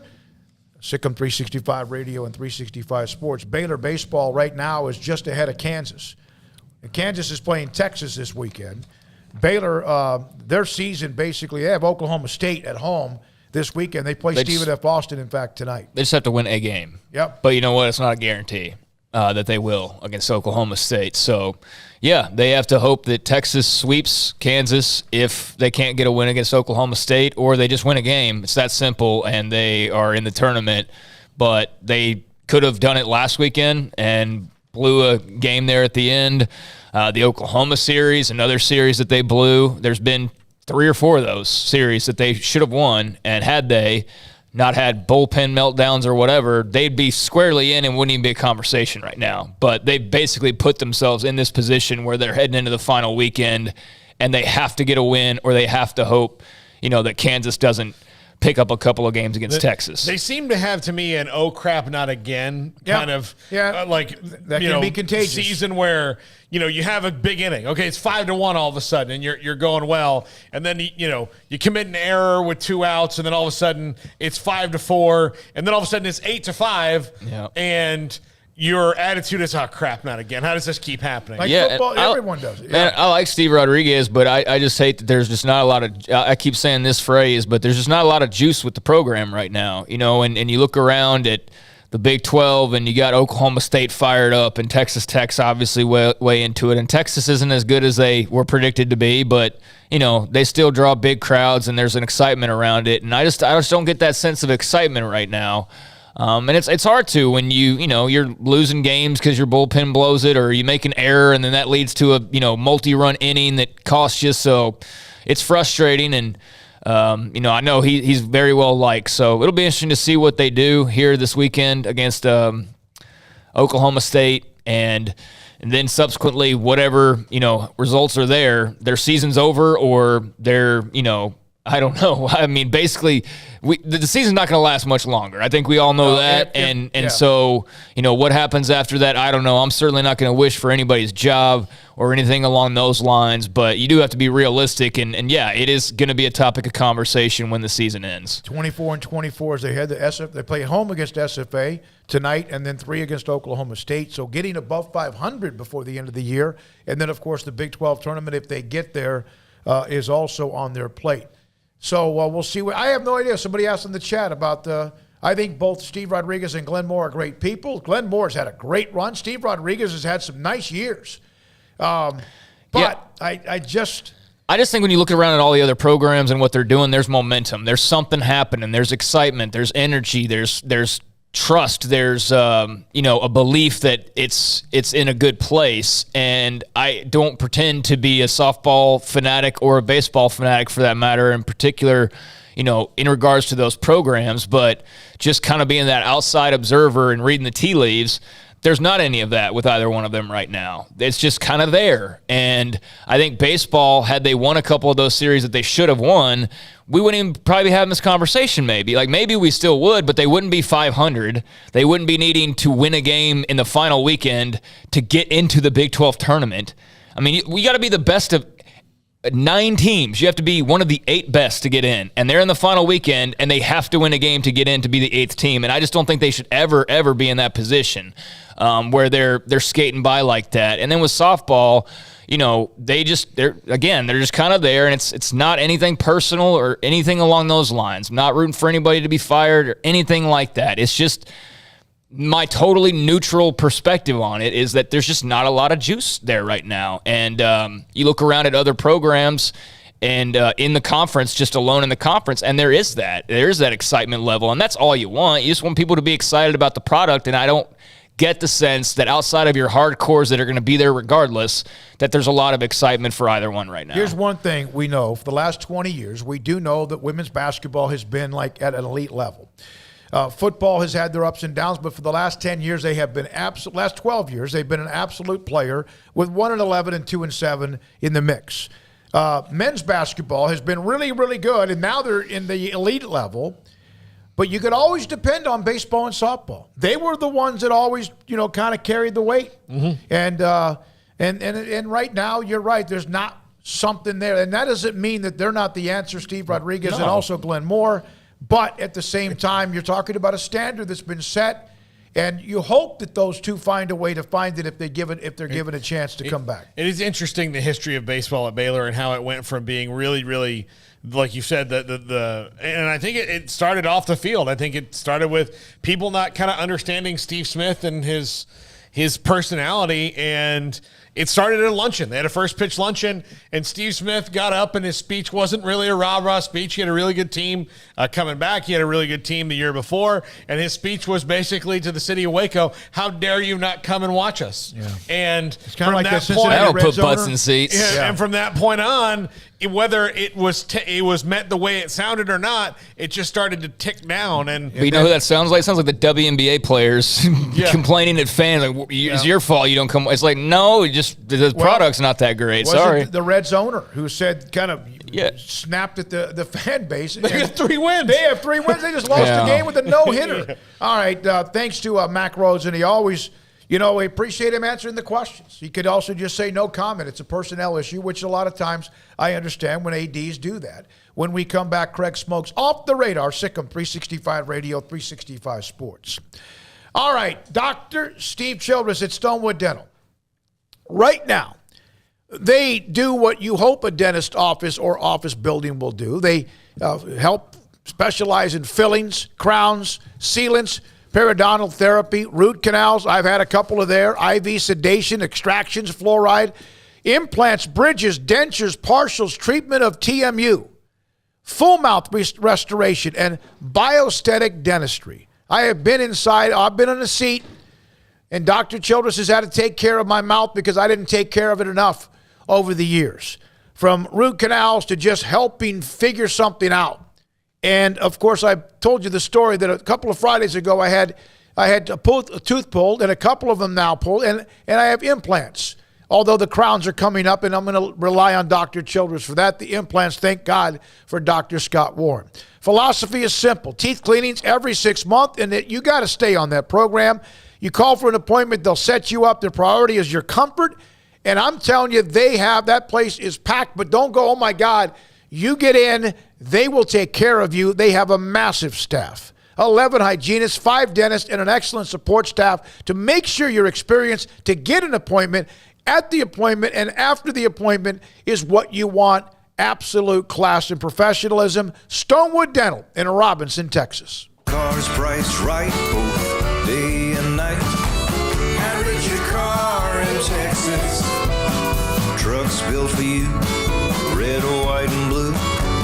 Average your car in Texas. Cars that zoom with lots of room. Average your car in Texas. Count on us, a dealer to trust. Average your car in Waco, Texas. Texas Farm Bureau Insurance has protected fellow Texans with auto, home, health, and life insurance since 1952. With more than 260,000 square miles of land and 27 million people, that's a lot to cover.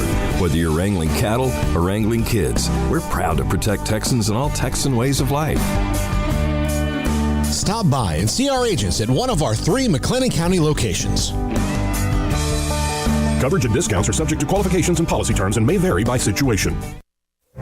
Stepping into a new pair of boots is great, but stepping into the boots of a U.S. Army officer can also add confidence and leadership skills to your son or daughter's career path. There are more than 150 occupational specialties to help them find the best fit for their future. See all the things your son or daughter can achieve in our boots at GoArmy.com. U.S. Army Waco Recruiting Company, 254-598-8131 or 254-776-1543. At Ideal MRI, we feel blessed to be part of the Waco community. We're a small family business here in Central Texas. At times like this, the cost of healthcare has never been more important. And unfortunately, significant illnesses and injuries still occur. And that's why Ideal MRI is open and here to serve you through this difficult time. So if you need an MRI, ask your doctor about Ideal MRI. You can schedule online in minutes at idealmri.com or call 833-IDEAL-MRI.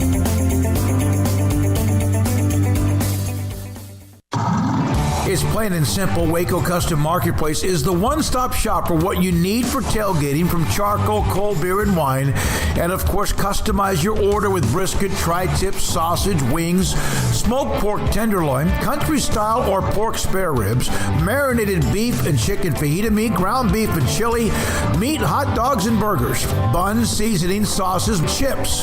There's fresh baked bread and kolaches every day, breakfast sausage links, and you can also customize your favorite cut of steaks from select, choice, or prime, bacon wrapped fillets, ribeyes, New York strip, sirloin, T-bone, and porterhouse. Full service butcher shop includes pork, poultry, beef, chicken, and seafood, serving Waco restaurants and families since 1940. Your one-stop shop for beef, pork, poultry, and seafood needs. Waco Custom Marketplace, 425 Lake Air Drive, or WacoCustomMarketplace.com.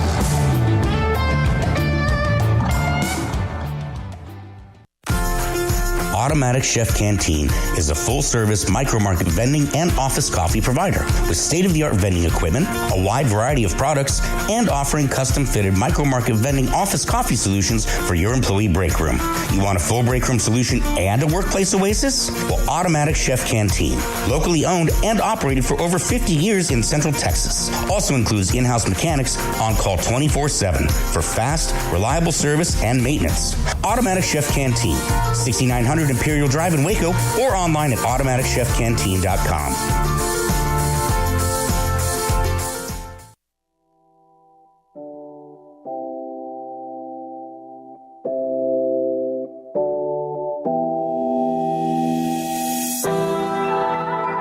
Welcome back to Sikkim 365 Radio. It's time for Craig Smoak's Off the Radar. Brought to you by Pickup Outfitters. Since 1997, we've been outfitting trucks, SUVs, and vans at 220 Lake Air Drive or createacommotion.com. All right, welcome back to Sikkim 365 Radio. Time for Off the Radar, is taking a look at a grab bag of stories from around the sports world that we might not otherwise get to, or just some reminders in the case of some game times later on tonight, both NBA and NHL playoffs. But let's start off with NIL. I just heard everybody's computer click off. Yeah, Mack Rhoades just hung up on us on that. Well, I mean, I would be tired of talking about it if I was him. I get tired of talking about it sometimes. I can only imagine somebody actually involved with it and having to deal with it, how tired they get of it. But this is interesting because you've heard a lot of the scuttlebutt about high school players and how far NIL will trickle down. And you've seen some states already, basically get in on the NIL action for high school athletes. I don't really know quite what to make of that. But there is a pair of sisters who have become the first high school athletes to sign name, image, likeness deals with Nike. There are a pair of sisters committed to Stanford by the name of Alyssa and Giselle Thompson. They've signed multi-year deals with Nike for high school name, image, likeness. Both are members of the U.S. women's national team system and or within that system. And they are also committed to go play at Stanford after their high school careers wrap up. Of course, there were no money figures thrown around, but I got to think, like, at some point, you want to have all the, it's kind of like college athletes now. It's like you want to have all the good parts, but you don't want any of the bad parts. At some point, people are going to start reporting on money figures and things like that. That's just going to be a natural evolution of this. I don't think you're going to be able to have your cake and then just hide behind the closed door all the time. So I wonder when that pops, where we get the website that's covering the actual money figures and whatnot. But Alyssa and Giselle Thompson of Harvard Westlake High School in L.A., multi-year NIL deal with Nike, first high schoolers to sign with the swoosh. Well, I wonder if that could happen in Texas without being... The rules are not in place for it to happen now, and I think Texas will be one of the states that would push back on that. Yeah, I do. I agree. But that leads me to, I wasn't planning on talking about this, but... we talk about college football reporters, or some of them, they love the change. They love the chaos and all of that.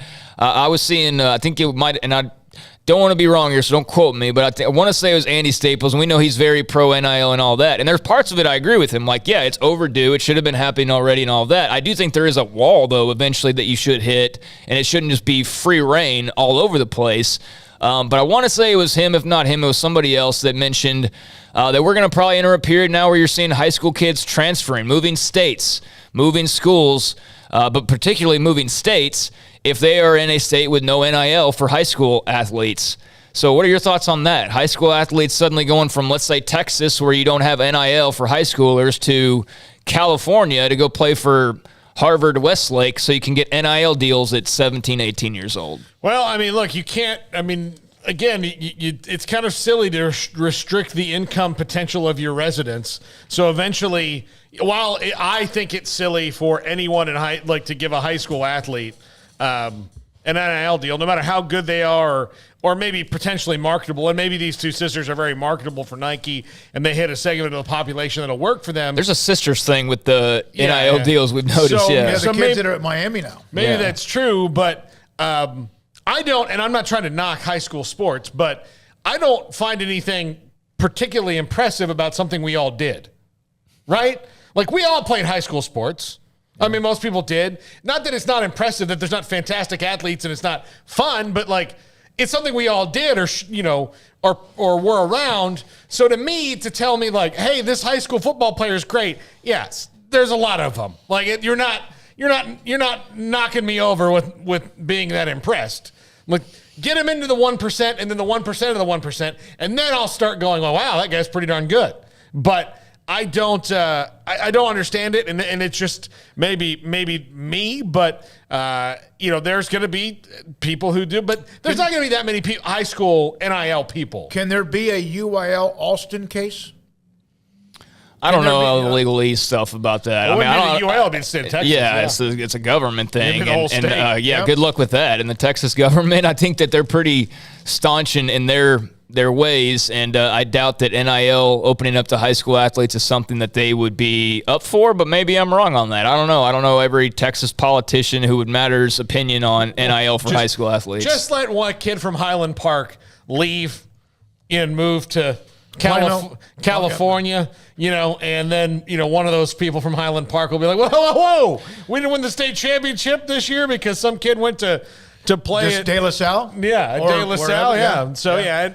Or Las Vegas, Bishop Gorman. Yeah. Yeah, well, I don't know, but that's pretty cool for those sisters. I mean, bottom line, it's a very cool deal to be the first high school athletes to sign an NIL deal. So, more power to them, and best of luck as they close out their high school careers and go to Stanford. And they're now Nike athletes at like 17, 18 years old. So that is a pretty neat deal. That's something we might all played college sports, but we certainly did not get NIL deals from Nike when we were 17, 18 years old. So good on them, and just part of the ever-changing world, and we'll see how deep that gets. California, it's not surprising, does seem to be the state that's like trying to push this to the absolute maximum, including the whole revenue sharing thing with college athletes that they've proposed. I don't know if you saw that, but they are trying to attempt to get it to where a percentage of the revenue that comes in would go directly to the college athletes. They'd get a big share of the pie.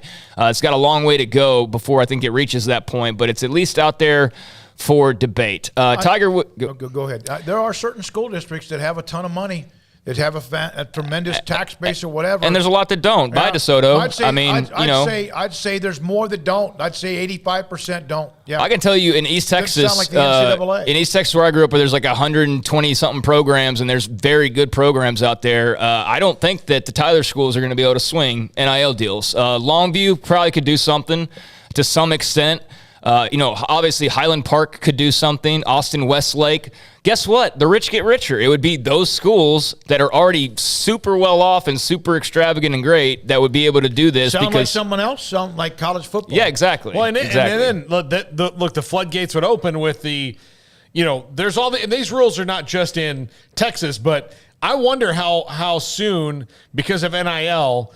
And I'm in DeSoto. There's nobody who can pay me here, but there is somebody in Highland Park or South Lake that can. I can't move for athletic purposes? Well, I'm an American. I can move for whatever damn well reason I please. I never thought we would see broadcast on Friday nights. We saw that during the COVID year. I never thought we would see as much transfers as we see now. And believe me, there is as much tampering going on in high school football as there is in college football. There's a lot of things I thought I would never see. And I have seen it. And this is, of course, over 42 years of covering it. And I don't think I'll ever see the NIL, but I never thought we'd see that in college athletics, and I've had my eyes open to it. And we never thought we'd see a playoff, and we've had that. And now it's a matter of, like, let's change the playoff. And, yeah, you never say never. Or realignment in college sports and conferences. Right. Yep. All right, so Tiger Woods, Phil Mickelson. Tiger had comments. We were talking golf a little while ago with Rob Bolton. And just a short quote from him, really. He's obviously being asked about Phil being, absent from the PGA Championship. He said he's disappointed, but he said, we'll miss him. Phil has had some things that I think a lot of us who are committed to the tour, Phil has said some things that I think a lot of us who are committed to the tour and committed to the legacy of the tour have pushed back against, and he's taken some personal time, and we all understand that. Some of his views on how the tour could be run, should be run, been a lot of disagreements there. Obviously, we're going to have difference of opinions, how he sees the tour, and we'll go from there. So like I said, short and sweet from Tiger Woods, but that was his comments on Phil Mickelson. I watched his comments, and he was trying to be careful what he said. Tiger's not one that usually, but he has his stance of what he thinks about the PGA Tour, and he made that comment. Well, and that he didn't want to get into the personal stuff because it's basically, like you said, it's none of his business. Well, shocker, Tiger and Phil have differing opinions on something, but You're right. Tiger's also in that position that Jack Nicklaus is in, where $100 million or whatever they're doing in the Saudi tour, I mean, he could maybe like, that's cute, guys. Yeah, you wonder if they reached out to him. I'm sure. Oh my God! Why would they didn't? They're idiots. There's no way they did not reach out to Tiger Woods. But Tiger and Jack Nicklaus told the what is it, LIV, is that what it's called? Or I think it goes by the number, but I can't ever get a video to actually say it. So whatever the name of the tour is, the Saudi tour or something. Jack Nicklaus said, "Look, I can't hurt the tour that I built." Well, Tiger is also kind of in that. He mentioned today, Tiger did mention Palmer and Nicklaus. They're the ones that built the tour, and we know where he took it as well. Yeah. Yeah, he's in that conversation. And Norman was for a while, too. It'd be like Dave Thomas going, Wendy sucks. Yeah. No, I mean, you gotta. Yeah. It's a little weird, but I guarantee they reached out to Tiger. I mean, you had to reach out to Tiger Woods. Yeah. I mean, all respect to Nicklaus, but the biggest name in golf in the entire world is Tiger Woods. I think Nicklaus made sense because Nicklaus also is somebody that there's respect for Tiger as well.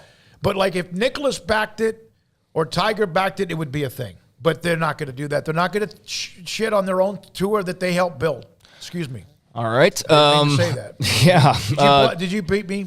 Okay. Yeah, sure. Yeah, got right on that. Okay, so anyways, Netflix, they are not in the best position right now. They've had a big loss of subscribers, and their recent reports, their streaming's gone down quite a bit. There's just so many different options out there that have entered the marketplace at this point. And, kind of quite frankly, like I like Netflix, but man, I find myself watching kind of the same things over and over again, like documentaries and whatnot on like World War II stuff and things like that, more so than watching their programming half the time. So, one area that they are very big in is the comedy landscape. They've had a lot of different stand-ups, and Dave Chappelle's, gotten big money and made big money for them and all of that. Well, Netflix is continuing with the comedy theme as far as some new programming goes. A series of new specials called Greatest Roasts of All Time, GROAT. And Tom Brady will be one of the first people to get roasted on this new Netflix TV show, Greatest Roast of All Time. He's also an executive producer. And they made a joke during the announcement because, hey, it's a joke. It's a show about jokes and roasting and all that. So in the release from Netflix, their vice president of stand-up and comedy formats, Robbie Praw, said, "We can't wait to burn three-time Super Bowl losing quarterback Tom Brady, who only went back to the NFL in order to delay this roast." And so there were various other comments as well. But yeah, Tom Brady responded by saying, "I'm just here so I won't get fined." Going to the Marshawn Lynch thing, and there's no word on a date or anything like that. But Tom Brady is going to get roasted as a part of this new Netflix series. I'm sure that Jeff Ross will be a part of that because he's the best at that. He's kind of that's pretty much all he does, right? Yeah, that's kind of his thing. I don't think I see him anywhere else outside of that. Really, I would love to see Bill Burr do it because he's a Boston sports fan with a Boston accent that could really lay into Brady for leaving and going to Tampa. I'm curious to see the people that they do. I don't like. What Comedy Central did with the roast for a long time was, they were trying to recreate the great Dean Martin roast, which were the best things ever. They still hold up and they're funny nowadays. With the Dean Martin roast, you'd watch, okay, they're going to roast Frank Sinatra. Well, Frank was friends with Don Rickles and Dean Martin and all these guys, and they would come up and roast him. Comedy Central would have somebody up there, and then all these people that didn't know him would roast him. I just wonder, I want to see people who know Tom Brady roast him a little bit. Not just some lazy Deflategate joke because that's all they know about him kind of thing. Yeah. I mean, like, don't just send up Nikki Glaser because she's good at it. I mean, she might be good, but, like, does she know Tom Brady? Like, pick somebody who's going to know Tom Brady. Yep. Elsewhere, how much USFL did you guys watch this last weekend? I didn't. All right. Well, Week 5 ratings have arrived for the USFL, and they had a Friday night matchup. They had 3 games this past weekend. The matchup between the Michigan Panthers and Tampa Bay Bandits, which was the first game of the weekend. That Friday night game's typically the lesser one because it's a Friday night and whatnot, but pulled in 250,000 viewers, which was actually a slight tick up from the Friday before. Saturday, Breakers and Generals, which was a Fox broadcast. That was a couple of 3-1 teams, so technically like a great game or whatever. They have saw a slight uptick there as far as a downtick there, 735,000. They'd normally been getting about 1 million in that view window. And then the Sunday broadcast, they haven't been able to hit 1 million, still did not hit 1 million, 905,000 for the Stallions and Stars. And then the Maulers and Gamblers on NBC. The biggest rating of the USFL season was the week prior with 1.1 million, but now 692,000. So a couple ticked up, a couple went down pretty good, but they're staying, somewhat steady. There's people that remain optimistic about the USFL. I'm certainly not rooting against it, but at least they've made it longer than the relaunch of the XFL. They made it longer than a lot of these other leagues that have been around. I mean, they're deep into their schedule at this point, so that's just kind of a look at the numbers, but it's been kind of hit or miss on trying to get just 1 million people to view, and right now I don't even really know what it takes to stay on cable viewership-wise. You know what I mean? Like, if you hit 1 million, are you pretty good? Or who backs the USFL? It's Fox and NBC. NBC, all the networks involved. But they can back all they want to. If it's not making them money or it's not doing what they want it to do, they'll drop it like a bad habit. Yeah, and and this comes on the heels of just now. I mean, they announced the XFL is going to be 4-year contract exclusive to ABC, ESPN, and FX and Hulu, I guess. But that's where all the stuff will be. But ABC, ESPN, and FX will be all the XFL games. So we'll see. I mean, that's the TV deal, and Dwayne Johnson and his company getting a bunch of money out of Disney, which is not unusual. That's what I think the XFL's got a real chance to do something. I just think with his vision and his branding and the people that he'll have involved, they pretty much make everything work, and I think that will have a different flair. I just feel like the USFL is it's kind of there.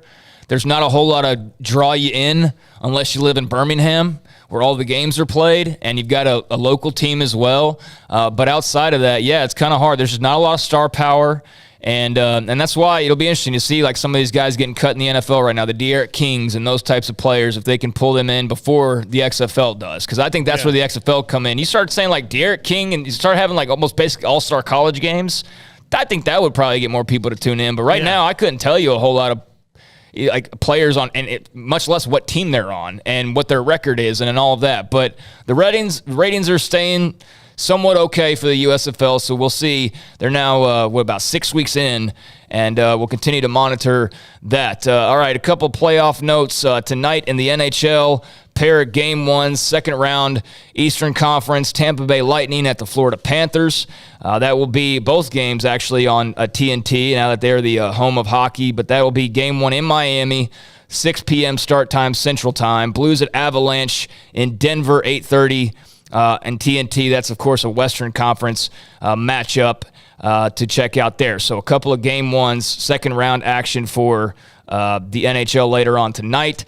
Sean Payton is going to be joining Fox for the 2022 NFL season after stepping away as the Saints head coach. There's been all these – I've never seen there be so much activity surrounding play-by-play people and color commentators. And it's like every day there's a new story on what announcer's going here, or what announcer's being hired. But for those wondering about Sean Payton, he's going to Fox for 2022. He'll be a studio analyst, be a regular part of the NFL Sunday crew whenever Jimmy Johnson has an off day. And had been rumored for a little while, but it looks like all now but official. And, of course, he also had some interest from Amazon and the likes as well. So Sean Payton, NFL analyst, joining Fox for 2022. I think he'll be good. He's usually pretty candid.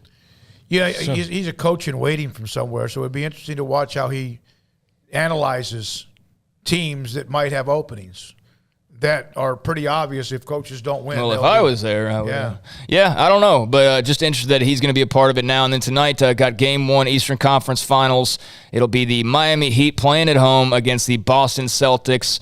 Of course, winner moves on to the finals and will face either the Mavericks or the Warriors, which that series gets underway tomorrow night. Those are a few things off the radar. Yeah, Milwaukee, huh? Defending champions. Out.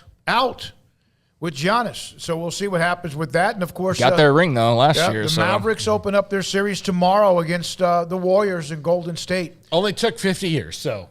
For what? For the Bucks. Yeah, since Alcindor. So they had a guy named Lou Alcindor. All right, when we come back, Greg Gaston, sideline reporter for Memphis, the Tigers. He'll join us next on Sikkim 365 Radio, 365 Sports. Richard Carr, Buick GMC Cadillac, got a lot of great deals going on now at Richard Carr. And, of course, they are the people that you can count on if you are looking to buy new. Well, contact the dealership. You can contact them by showing up in person during business hours, of course. You can contact them over the phone, and you can also email them. And when you do, if you are in the market for a new vehicle, let them know that you want to get your name signed up on that inbound vehicle list so that you can reserve a brand new Buick, GMC, or Cadillac before anyone else. Basically like getting yourself in line to be up next whenever that new car of your choosing arrives. So if you're looking to buy new, again, contact Richard Carr and get your name on that inbound vehicle list. But if you're not in the market for new, you're just needing a car right now, you need to get into something soon. They have they have dozens of quality pre-owned cars and trucks on the lot. All of their pre-owned vehicles go through a 172-point inspection, so you can drive them with peace of mind, and they will pay top dollar on your trade with dozens of lending options. They say yes to loans when others say no. Go online or come by the dealership to check out their inventory today. Been in business for over 23 years, serving Waco. Richard Carr Motors has offered award-winning service from their collision and service center, and they are a dealer you can count on for a great deal and superior service for the life of your car. And for qualified buyers, you can buy a truck now, get 0% financing for 72 months on most GMC vehicles and Buick SUVs. They've got a plethora of offers, but basically it boils down to this. You're looking to buy pre-owned, they got you. You're looking to buy new, contact them, get on that inbound vehicle list, and they got you. And in terms of service, you've been in a wreck, you need to get your car repaired or whatever comes with the, maintaining the life of your vehicle, they will hook you up and provide you great service there as well. Trust the good local people you can count on for over 20 years in Central Texas. Proud Wacoans, proud Baylor Bears. Log on to richardcarr.com today. Call now or go see them now off Highway 6 at the Imperial exit. Baylor University is where lights shine bright. So, let there be light. Let there be roommates and teammates, scholarship and championships. Let there be fresh starts and new traditions, fast friendships and lasting impacts. Let there be laughter. Let there be joy. Let there be light. Baylor University, where lights shine bright. Brad Boozer, Boozer Jeweler, joins us on Sikkim 365 Radio. I've seen people walk in there. First of all, you have so much to show, whether necklaces, bracelets, rings. You have the watches. You have numerous great watches as well. You really have pretty much everything, don't you, when it comes to jewelry? That's correct. Kind of a one-stop shop and all. And the fact that we have the 2 jewelers on staff, the repairs we can do, the fixing of your jewelry, and the remaking of any jewelry has really set us apart from anybody else. You want to know why they're successful? Brad Boozer, the owner of Boozer's Jewelers on the corner of Valley Mills and Lake Air in Waco. With so many companies and policies out there, it gets so confusing shopping for insurance, and I never know if I'm getting the policy that's right for me. Luckily, I met the team at the Niche Group Insurance Agency. With the Niche Group, you can go to one company and get access to coverage options from many insurance carriers, and you get to speak to a real person about your specific coverage needs. With the Niche Group, I know I'm getting the right coverage at the right price. If you need insurance, talk to the experts at the Niche Group at 1-800-258-8302. Baylor Scott and White, Southwest Sports Medicine and Orthopedics, the team physicians for Baylor Athletics, diagnosing and treating all sports-related injuries, including concussions. These specialists also provide orthopedic services for athletes and non-athletes alike, whether it's knee or shoulder pain, hand or wrist injury, orthopedic spine care, and even an arthritis and total joint clinic. Trust the doctors Baylor Athletics trusts. Baylor Scott and White, Southwest Sports Medicine and Orthopedics wants to get you back in the game.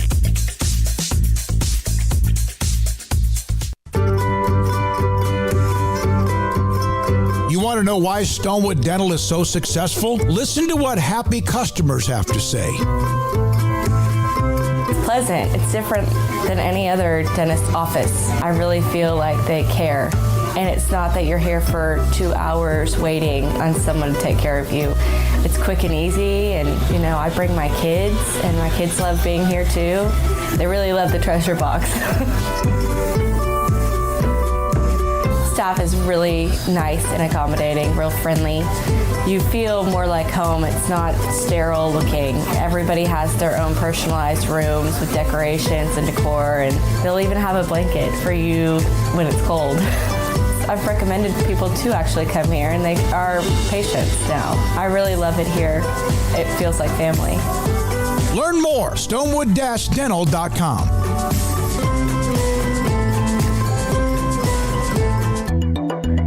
It takes time to reach goals. It's a truth that applies to more than sports. It goes for your financial goals as well. You work hard for your money, and you deserve an investment strategy that lines up with your game plan. And Tom Albers, your Edward Jones financial advisor, can help. If your financial investments aren't putting forth the effort you desire, stop by today for a financial review. Tom Albers, 4301 Lakeshore Drive, 254-776-7605. Edward Jones, member SIPC.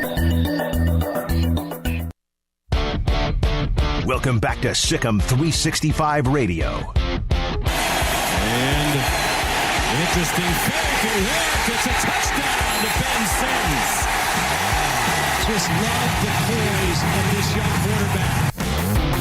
The 5 o'clock hour is sponsored by Edward Jones Investments with financial advisor Ben Erlinson, who'll navigate you through today's financial climate. Edward Jones, making sense of investing. Now, here's David Smoak, Paul Catalina, and Craig Smoak. By the way, just a note, Carolina Panthers head football coach, former Baylor and Temple head coach Matt Rule will join us on Thursday's show here on Sikkim 365 Radio and 365 Sports. Joined by Greg Gaston, sideline reporter from Memphis Tigers football, and much more than that as well. We've had Greg on before. Always enjoy his insight. Greg, thank you for your time. What did the stadium renovation announcement, which I know they've been going back and forth on that, what did it mean, in your opinion, to Memphis athletics? Well, first of all, good afternoon, guys. Thanks for having me back on. Look, it's huge. It's absolutely huge. I know for years and years people have been talking about an on-campus stadium, but just from the logistics, it wasn't possible. And they also looked at that possibility and came to the conclusion that from a cost-effective standpoint, it just wasn't going to work out. They were looking at Colorado State and the model from their stadium, which I think was, so they opened up in, I think, 2017 at a cost of about $240 million. And they said now, with all the prices skyrocketing for everything that it takes to build a stadium, they were looking at $400 million, and they just couldn't go down that path. But $150 to $200 million, although it will be tough in the fundraising, but they feel they'll get it done, is going to produce what will look like a brand new stadium from a fixture that has been here for a long time in Liberty Bowl Stadium. It's now called Simmons Bank Liberty Stadium. But guys, this is going to be absolutely awesome. And it is something that they emphasized right from the get-go. The AD, Laird Beach, the new president, the mayor of Memphis, that they needed this to have any chance down the road to be able to move in if there's continued expansion into a power conference. Greg, was there a sigh, did you sigh of relief? What did you, oh, thank God this finally got done? Because especially when it's the city of Memphis and the university trying to negotiate something, can never be that easy.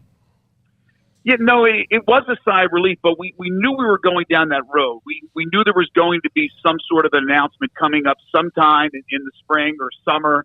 The issue is still financially. The mayor was asked about what will the city be giving, and he said, look, we don't have the answers right now. So they're going on faith. I hope it's not blind hope, but I think it's confidence. And I would imagine that they probably have some stuff in their back pocket that they just weren't willing to reveal during this press conference, because I don't think you take on an endeavor this costly without feeling pretty good about accomplishing it. So they have the dates. They feel that they're going to be ready to renovate starting at the end of the 2023 season, be ready to go for the 2025 season. So I think everybody across the board was on board, whether it was the mayor's office, whether it was the University of Memphis, everybody involved, knowing that this is the direction they needed to go with this stadium, is on the same page.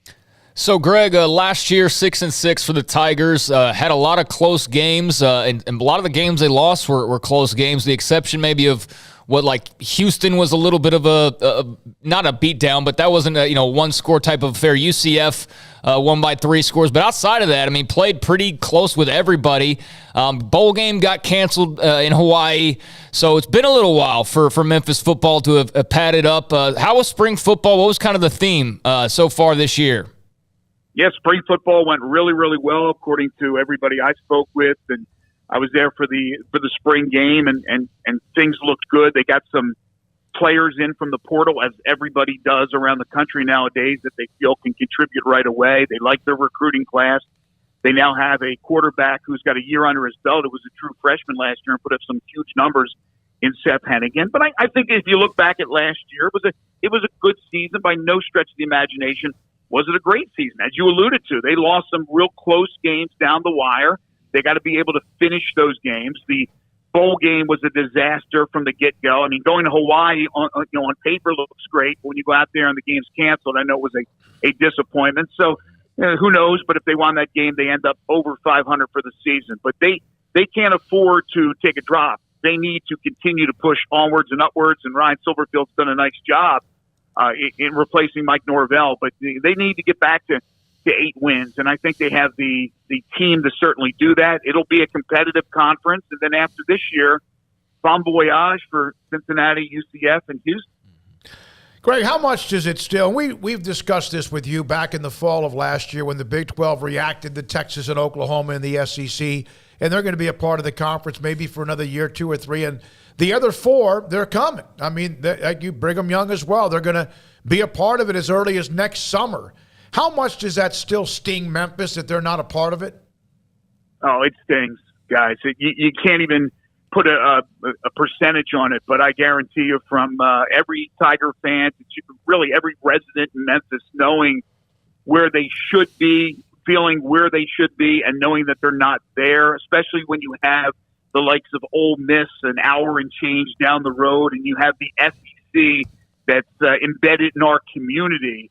It really does hurt. Memphis knows that if they got to a Power 5 conference, that they certainly have the ability to prosper in those conferences, not only financially, but look, this is a recruiting ground for a lot of those SEC schools. Memphis produces a lot of talent, whether it be football or basketball.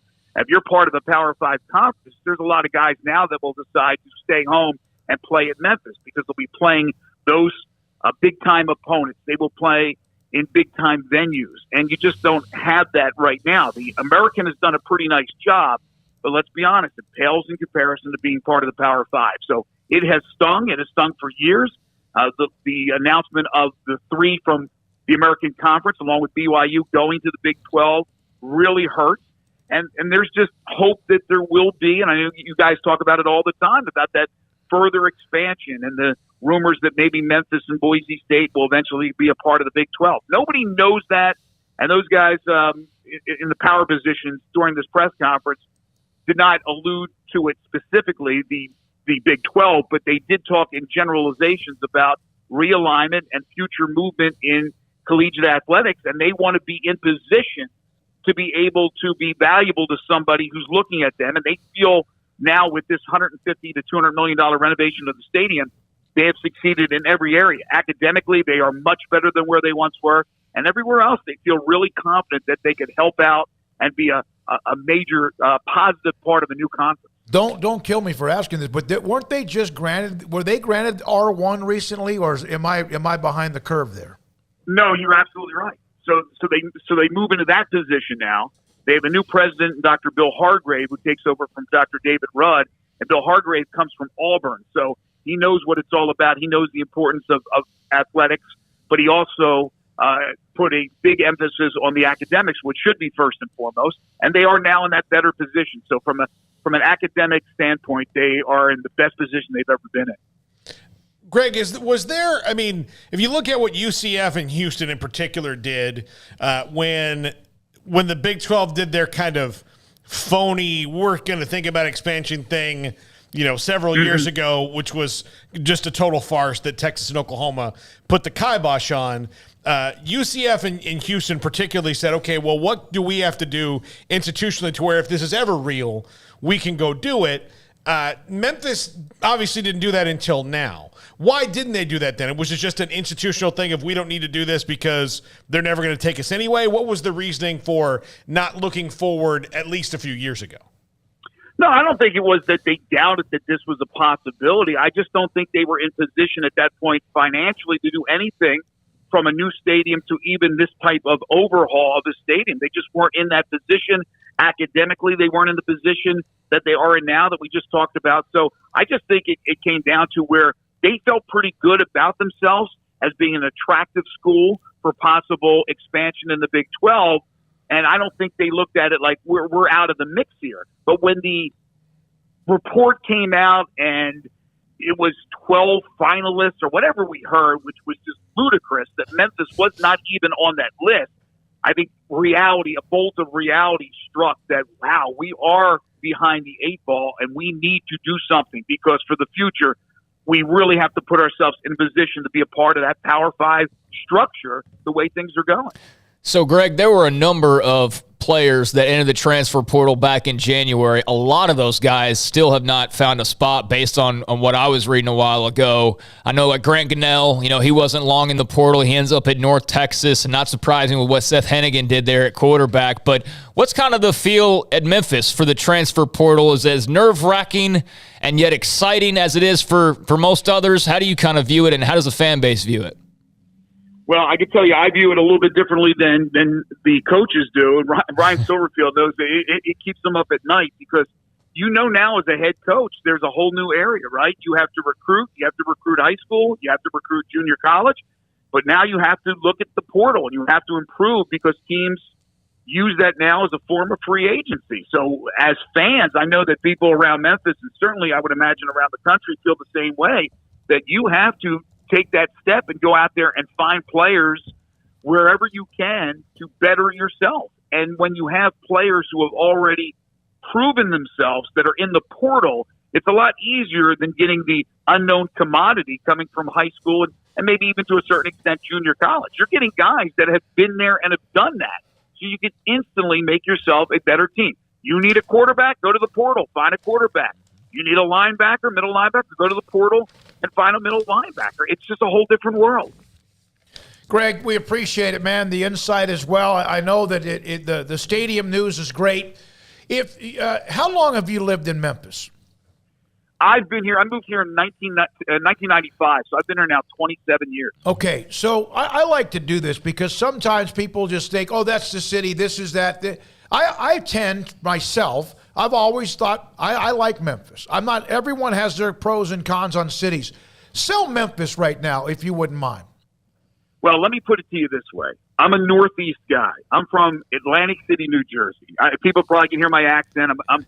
I've been a Yankee for a long time, but now I call myself a Southerner because it's 27 years. I came to Memphis for television. I do play-by-play and radio. So I do kind of the big three in our medium, right? So I love the opportunity here in Memphis, but I decided to stay here. My kids grew up here. They weren't born here, but they grew up here. I had opportunities to go other places. I fell in love with the area because I love the people.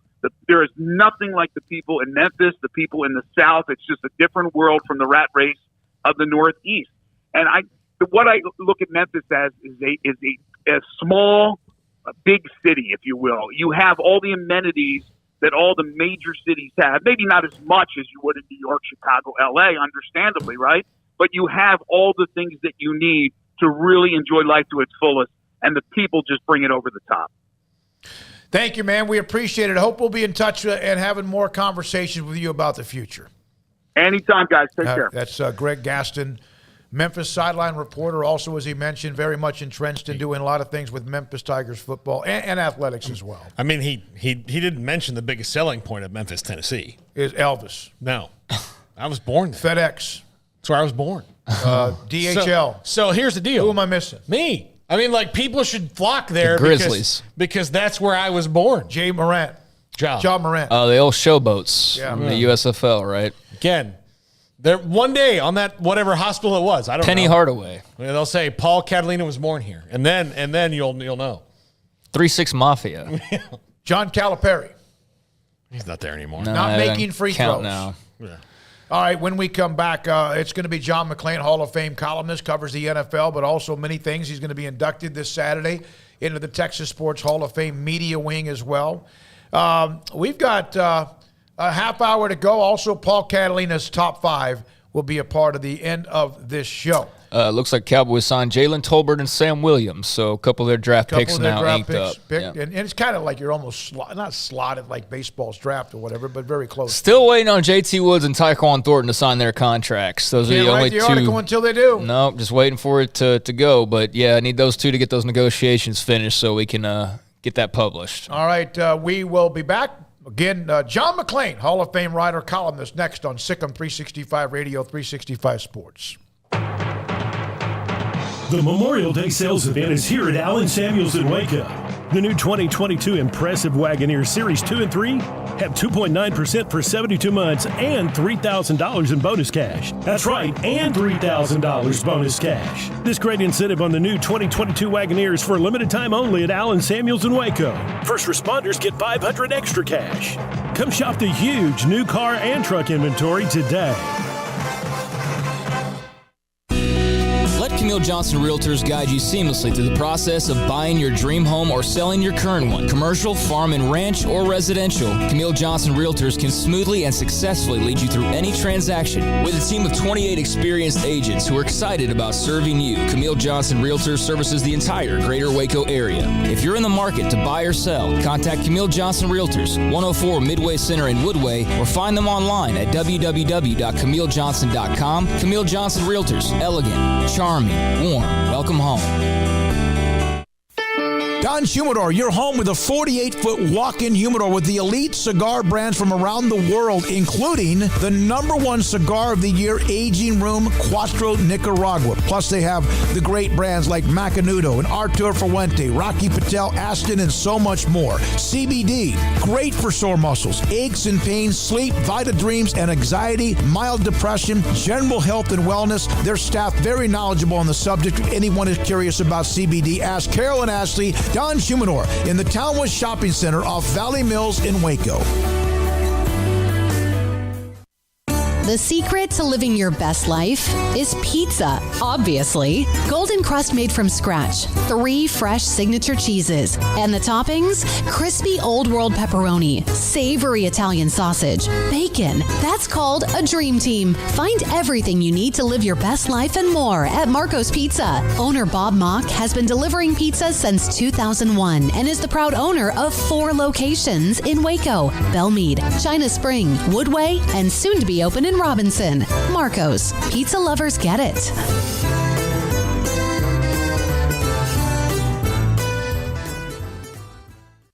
Did you know that 1 out of every 4 men have symptomatic low levels of testosterone and don't even know it? And if you think you're too young to worry about it, guess again. Low T levels can make you feel tired and grumpy, cause weight gain, and wreak havoc on your sexual desire and performance. Petty Clinic Low T can set up same-day blood screening and results, so if you're tired of being tired, I challenge you to man up and Google search Low T Waco or go online, pettycliniclowt.com. It's a private clinic with an atmosphere catering to men. Affordable, only $150 a month, includes lab work, office consultation, testosterone injections, follow-up visits compared to $395 a month in Dallas or Austin, and you don't have to fight the traffic. Petty Clinic Low T is board-certified physician consultations, will provide the best form of brand-strength testosterone available. Contact Petty Clinic Low T today, just off Highway 84 and Old Hewitt Drive in Woodway. Petty Clinic Low T, helping men become the high-performance men they deserve to be. PettyClinicLowT.com or Google search Low T Waco. Welcome back to Sikkim 365 Radio. It's time for our weekly segment with NFL Hall of Fame columnist John McClain. Brought to you by Pioneer Steel and Pipe, where customer service is their main focus, and best in metal, steel, and pipe for large or small projects, with 2 locations in Waco and Bryan. Family owned and operated since 1943. John McClain, Hall of Fame columnist, wrote a column, a story about former Baylor safety Jalen Petrie. Was in the Waco trip. Read it earlier. I read it over the weekend, and I think he's pretty good at it. Yeah, maybe he's he'll make a living out of it. Got a future, John. Yeah. I mean, I didn't get a chance to grade it, but I thought, John, you did well. Are you going to do this for a living? You know what? I tweeted last week that I was nervous about it, and I saw Bryce Cherry retweeted it and said, I think he can handle it. Yeah. And the reason, truthfully, I was nervous about it, not because of Petrie. You know, I've written a million stories on football players, but just the fact that it was for the Waco Tribune-Arrow, which will always have a soft spot with me. And because that's where I started, grew up reading it, grew up reading Dave Campbell, that worked for Dave Campbell. There's not been a lot of people in Waco through the decades who read Dave and actually got to work for him. That list, you could, I think, count everybody on 2 hands. And so it was such an honor. And so I will always be a fan of the Trib. What about your story in particular? You knew about Jalen Petrie. You know his story. Anything in particular in your story that you didn't know when you started to kind of put it together? Well, I had never paid attention to why. You know, I went back and read our stories. He actually committed his junior year in 2015, then he signed early in 2016. And, of course, that class got to transfer and all be eligible. And I told him, I said, do you realize how Baylor people would love to have a statue built of you outside the stadium because of your loyalty to the program? And you guys know things that we didn't know, how humble he is. And, you know, what a great family he comes from, having a master's, working on another degree. And people ask me, well, is he going to be a safety to play in 2 deep coverage? Is he going to cover man? I said, I do not see Jalen Petrie with his size, 5'11", 198, and his nose for the football, his instincts and his intellect playing in a deep zone. I think they want him around the line of scrimmage, covering slot receivers, covering bigger tight ends, letting him make plays on the ball when he doesn't go for a play fake. And you don't get be a defensive back with as many tackles for loss as he had. That's amazing. Shows his expertise is playing around the line of scrimmage, and that's something they need. And I believe he and Derek Stingley Jr., the first pick, 3rd overall, they'll be starting from day one. Did anybody get a look at what they were going to try to do with them? I mean, rookie minicamp is not anything, but you can kind of see where they want to put people when they run them through drills. Did they do that with him at rookie minicamp? Paul, here's what I've learned about rookie minicamps through the years. You and I'd be the only ones that would look great in shorts and T-shirts. Everybody else looks great. Everybody's a Super Bowl contender in shorts and a T-shirt. So when the media got to see them, they're just trying to find where the practice fields are. Mm-hmm. They're trying to find at that point how to get out of NRG Stadium, over the bridge, over Kirby Drive, and onto the practice field. So that's really what a rookie minicamp is orientation. I'll never forget 2017 when they traded up to get Deshaun Watson. And Bill O'Brien told me this kid is so talented, but it's going to take time for him to learn an NFL offense compared to what he ran in college. After the first rookie minicamp, he came up to me and he said, this kid's going to be starting right away. I said, well, whoa, what do you mean? He said, I can't believe how quick he picked up everything. We give him stuff to learn, and most of them do learn some, most of them don't. Every day, the 3 days he came back, and it was obvious from his questions, he had read everything we had given him, studied it, and knew exactly what to write. He said, this kid is sharp, and he's going to start, and I think he's going to start right away. He started the second game, and the rest was history. And I think Petrie, because of his experience, the fact he's been around a long time, and he played in 2 different systems, 2 different positions, having Dave Aranda come in there and they move him to the star position where he could play that hybrid safety linebacker. And really, if you're covering slot receivers, little guys, you're almost like a cornerback. And that's one reason they loved him, his versatility. And Lovie Smith loves him because of that versatility. So I think those smart guys make the quickest adjustments. And a lot of time these position coaches know that after having them for a weekend for the rookie minicamp. Now OTAs start, and it's going to be bigger. Then training camp will start. But I think because Petrie, wasn't just a 2-year player and done with a red shirt, the fact that he stayed so long at Baylor, and he's a testament that if you go the distance and you get in the right coaches and the right system, and it's good for you, and you got good teammates around him, you too can make $8.9 million. That's all it takes. John Mechie, one of their top picks, obviously came into the draft with an injury, suffered late in Alabama season. What's kind of the overall outlook? It seems pretty positive from what tidbits I've been reading, but are they expecting him to be back sooner rather than later? I watched most of Alabama's games last season because of Bill O'Brien. I wanted to see how he would do, how the offense would go with him as the coordinator. And so every time I look up John Mechie or Jameson Williams making plays down the field, and I've always liked Mechie as receiver. And then he got hurt in the SEC title game where Williams got hurt in the national championship game. So he's out about a month more. And they think he might be ready for, after the first quarter of the season. He'll come in, play slot receiver with Brandon Cooks, perennial 1,000-yard receiver on one side, and Nico Collins, who was a 3rd-round pick last year, who flashed. He'll be the other outside guy. And so they love what he can possibly do. Now, he's got a lot to learn, and the guy who benefits the most from Mechie, just like the running back Damian Pierce from Florida, Kenyon Green, left guard, is Davis Mills. All right, Saturday, I'm not going to let us go off the air without asking you about it. We've asked you about it before, back when it first happened. Saturday's the second phase of the Texas Sports Hall of Fame media wing being, it's being doubled. And you're a part of that. We've had everybody but, Frank Lieber's gone, and then we have not been able to talk to Bill Mercer, but everybody else has appeared on this show, and you, of course, every week. What are you getting nervous, the speech and all that? What's going on with you inside?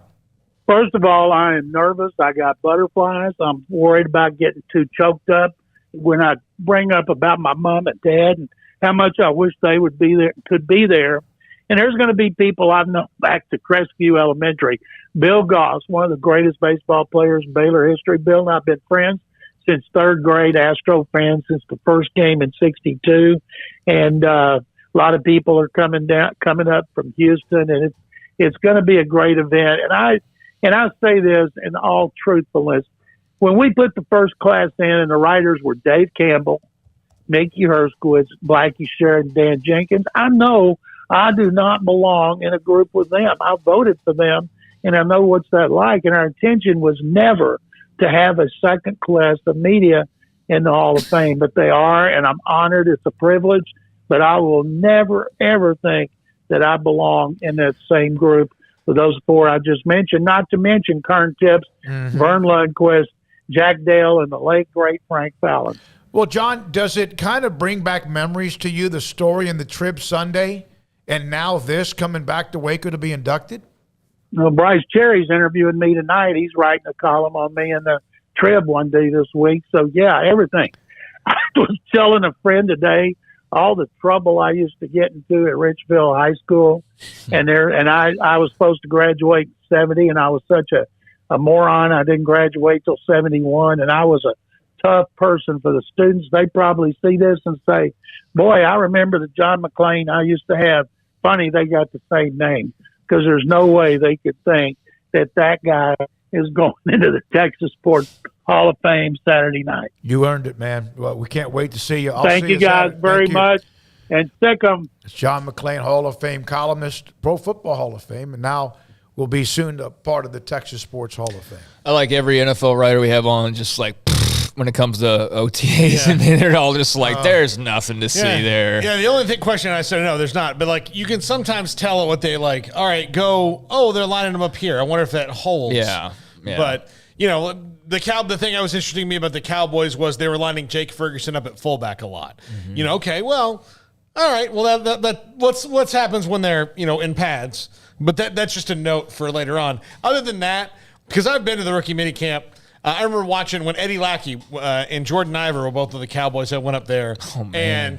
And, they were there for the tryouts, and Niver got hurt later on. But yeah, they were both there, and I remember watching going, what am I just watching? Is this just drills? Is this all this going to be? Yeah. And then you're essentially there to talk to them for the first time. But watching gave me nothing. Like, they should have really just served lunch to the media at that point. Well, when I get a Baylor open window, I'm typically just like, all right, who's in the yellow jerseys? Yeah. Who are the guys that aren't practicing? And then, who's getting the most reps? I mean, there are some things to glean from it, but it is a little bit early because they are just kind of introducing the rookies, so to speak, to the whole way of doing things and just kind of getting the engine warmed up for this stretch run here over the next couple of months to where they'll head into training camp and then eventually, obviously, the season will be on its way. But, as we get along farther in the summer, we're going to probably have to start asking him some Astros questions.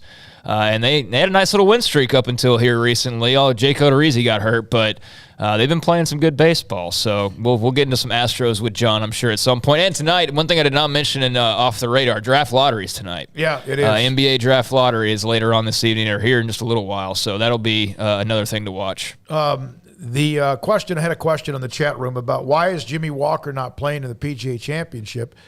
It says undisclosed reasons. Art Strickland's telling me he just didn't feel like he was going to be sharp enough to compete. I mean, that's a tough course, and he just didn't feel like he was able to go and play what is already going to be a very difficult course. So I wanted to answer that question. Also, McLennan, they did it again. They won the regional tournament. They're headed back to Grand Junction. They basically own Grand Junction, Colorado. They're the defending national title holders. They've won it like twice in the last, 5 years or so with Mitch Thompson, former Baylor assistant. They're headed back. They beat Midland today 5-3. For those that don't know, that's the local junior college baseball team here. McLennan, right. They're a bit of a juggernaut. It's about 8 to 10 minutes from here. Drive by it every day on my way here to the studio. Great place. All right, when we come back, Paul Catalina's Top 5, Sikkim 365 Radio, 365 Sports. Parenting is full of surprises. You never know what to expect. So after our son was born, I called my Texas Farm Bureau insurance agent to set up a life insurance policy in case something happened to me. Sawyer is now 2. And we'll soon have a sister. There's no one else I would trust with protecting my family. Stop by and see our agents at one of our 3 McLennan County locations. Coverage and discounts are subject to qualifications and policy terms and may vary by situation. It's plain and simple. Waco Custom Marketplace is the one-stop shop for what you need for tailgating, from charcoal, cold beer, and wine. And, of course, customize your order with brisket, tri-tip, sausage, wings, smoked pork tenderloin, country-style or pork spare ribs, marinated beef and chicken fajita meat, ground beef and chili, meat, hot dogs, and burgers, buns, seasoning, sauces, chips. There's fresh baked bread and kolaches every day, breakfast sausage links. And you can also customize your favorite cut of steaks from Select, Choice, or Prime, bacon wrap fillets, ribeyes, New York strips, sirloin, T-bone, and porterhouse. Full service butcher shop includes pork, poultry, beef, chicken, and seafood, serving Waco restaurants and families since 1940. Your one-stop shop for beef, pork, poultry, and seafood needs. Waco Custom Marketplace, 425 Lake Air Drive, or WacoCustomMarketplace.com.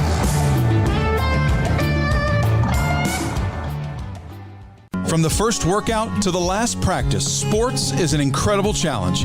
Hi, this is Dan Ingham with the First National Bank of Central Texas, and we're proud to support each athlete, every parent, and our educators. From families, small businesses, to the biggest industry, we're here to help. With remarkable products like First Free Checking, we've got banking ideas that fuel big dreams. The First National Bank of Central Texas. Familiar faces making local decisions. Member FDIC, Equal Housing Lender. One size fits all. That may be all right for an adjustable belt or cheap sunglasses, but when it comes to your financial needs, no one wants a one-size-fits-all strategy. Ben Erlinson, your Edward Jones financial advisor, knows that his most important goals are yours. That's why he takes the time to understand your needs, knowing you. That's how Edward Jones makes sense of investing. Ben Erlinson, 100 North 6th Street in Waco, 254-759-8533. Edward Jones, member SIPC. Shorty's Pizza Shack at 12th and Bagby is a homegrown, family-owned and operated must-visit pizza place in Waco. Fantastic pizza by the slice or get the whole pie to share. Great happy hour specials every single day, and it's not just pizza. Great wings. You have to try the Sikkim sauce, chili cheese fries, pizza pillows, and more. Dine in for a great hangout or carry-out. Order online at shortyspizzashack.com or do yourself a favor and bring your crew to the restaurant at 12th and Bagby. Shorty's Pizza Shack. Tell them Paul sent you by.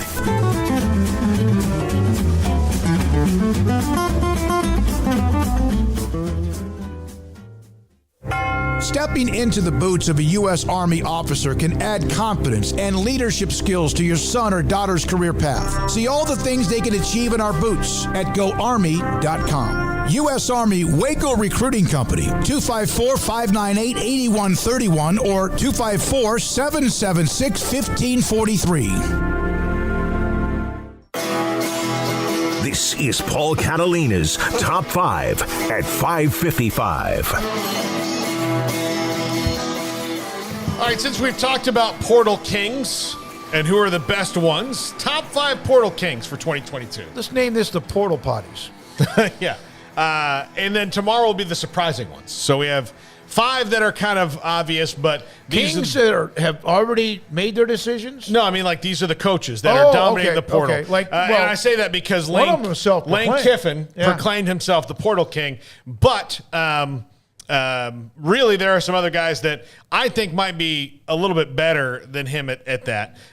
Number 5, Brent Venables, coach at Oklahoma. They've got, I believe, 12 transfers in, many of them of the 4-star variety. Brent Venables has rebuilt potentially the starting lineups on both sides of the ball at Oklahoma with transfers. So he's done one of the best this year, and these things are going to change from year to year. But Brent Venables doing a great job of getting guys, especially with the exodus that Oklahoma had, of replacing them with other transfers.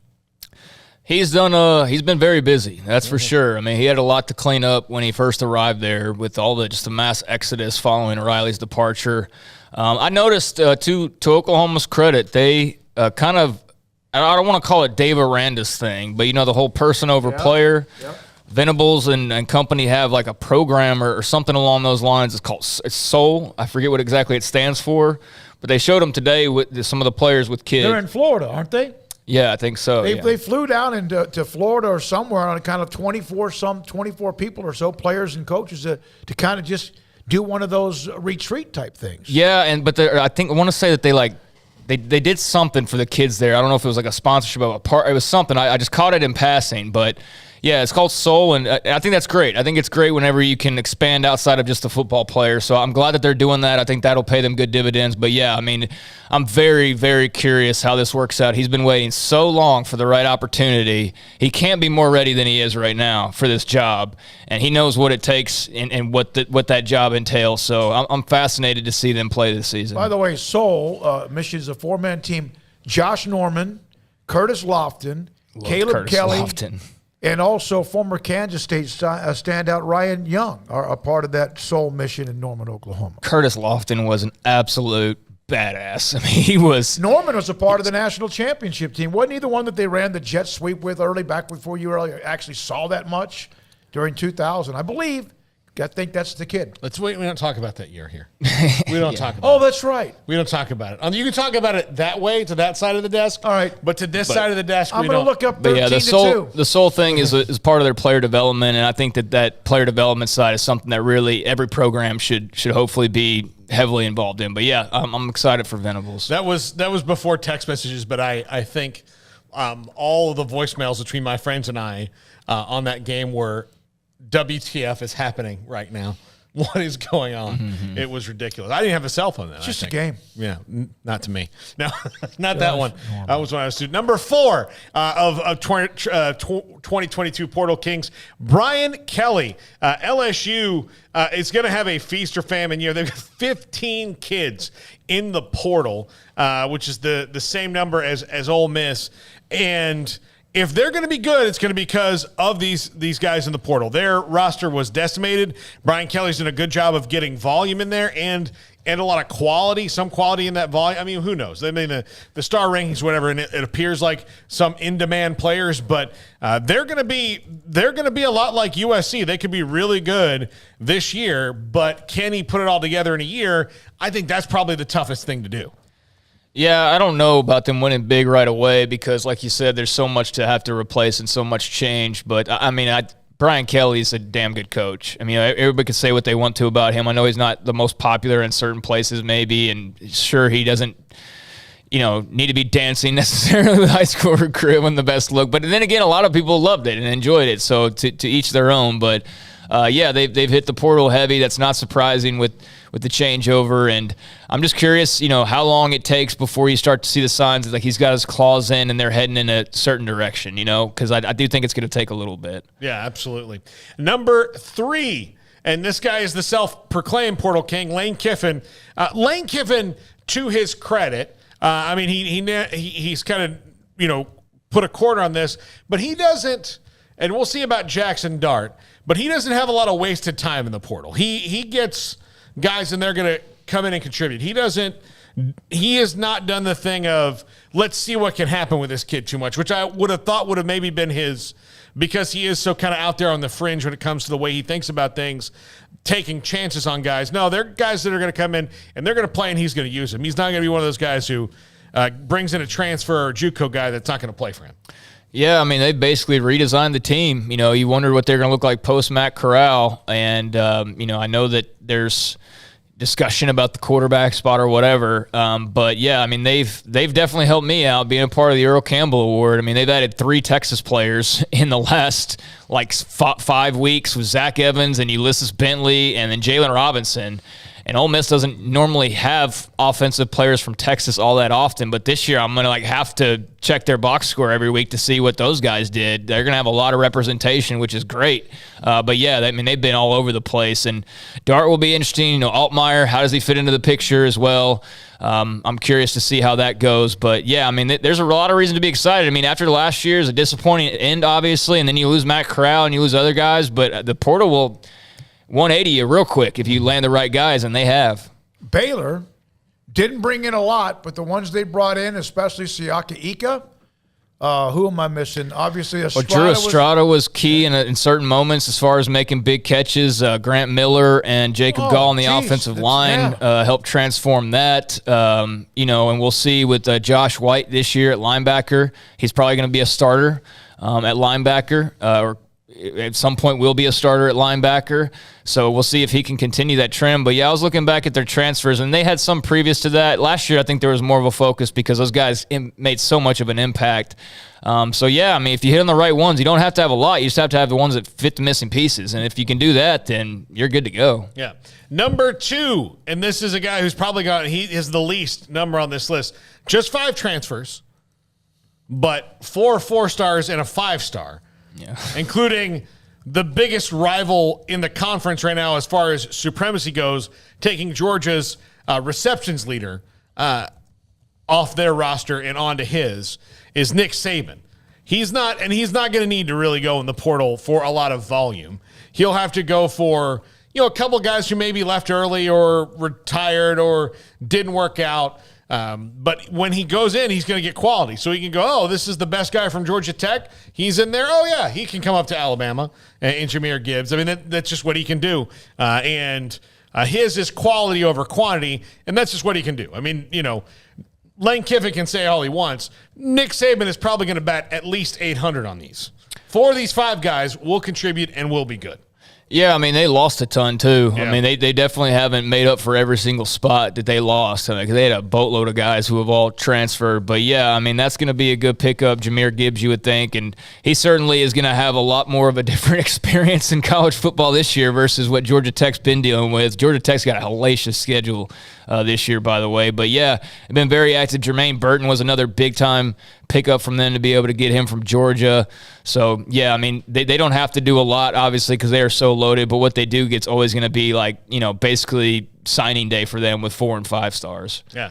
And number 1, Lincoln Riley, 17 commits, and the guy who was the most sought after in the portal, and maybe the 2 if Jordan Addison does eventually sign with USC, then he'll have the 2 most coveted people in the portal in Caleb Williams and Jordan Addison. So they're like, Caleb Williams could have knocked, how many football teams, Smokey? 115, 13, 15, something, okay. 17. He could have knocked 113 guys off their starting spot.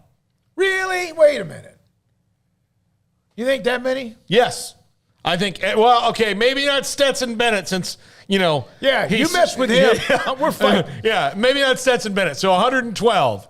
But there would have been 112 schools that would have happily said, you're our starting quarterback now. That's a great except for topic. Alabama and Ohio State and maybe St. Stetson Bennett of Athens, Georgia, because he's now a legend there. But even then, you'd be like, Stetson, we can get you onto that insurance job that you're going to have 20 years from now dominating this area a lot quicker, and Caleb Williams can come and carry the torch for you. So that's a great topic. We got to use that as a topic one day. How many would have said yes? And you're saying everybody but 2.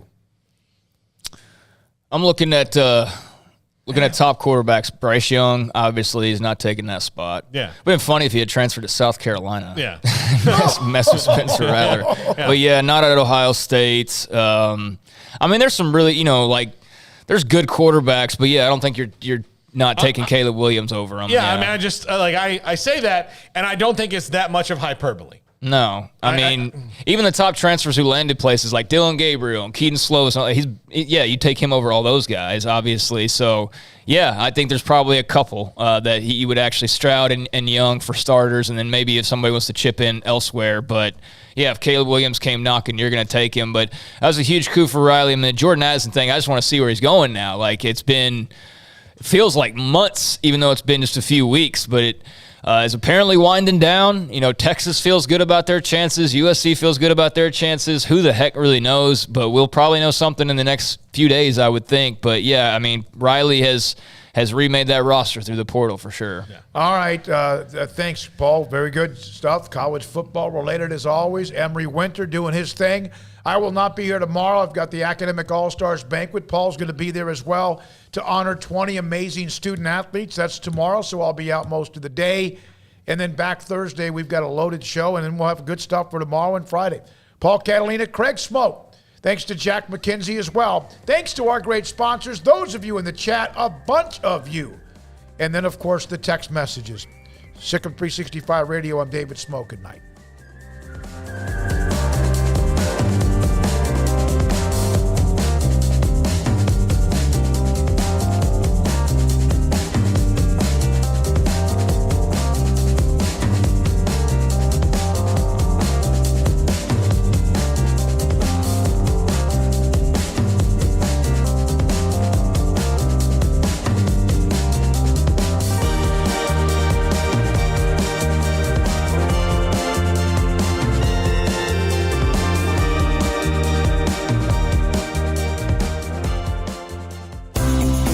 Ideal MRI is a small family business right here in Central Texas.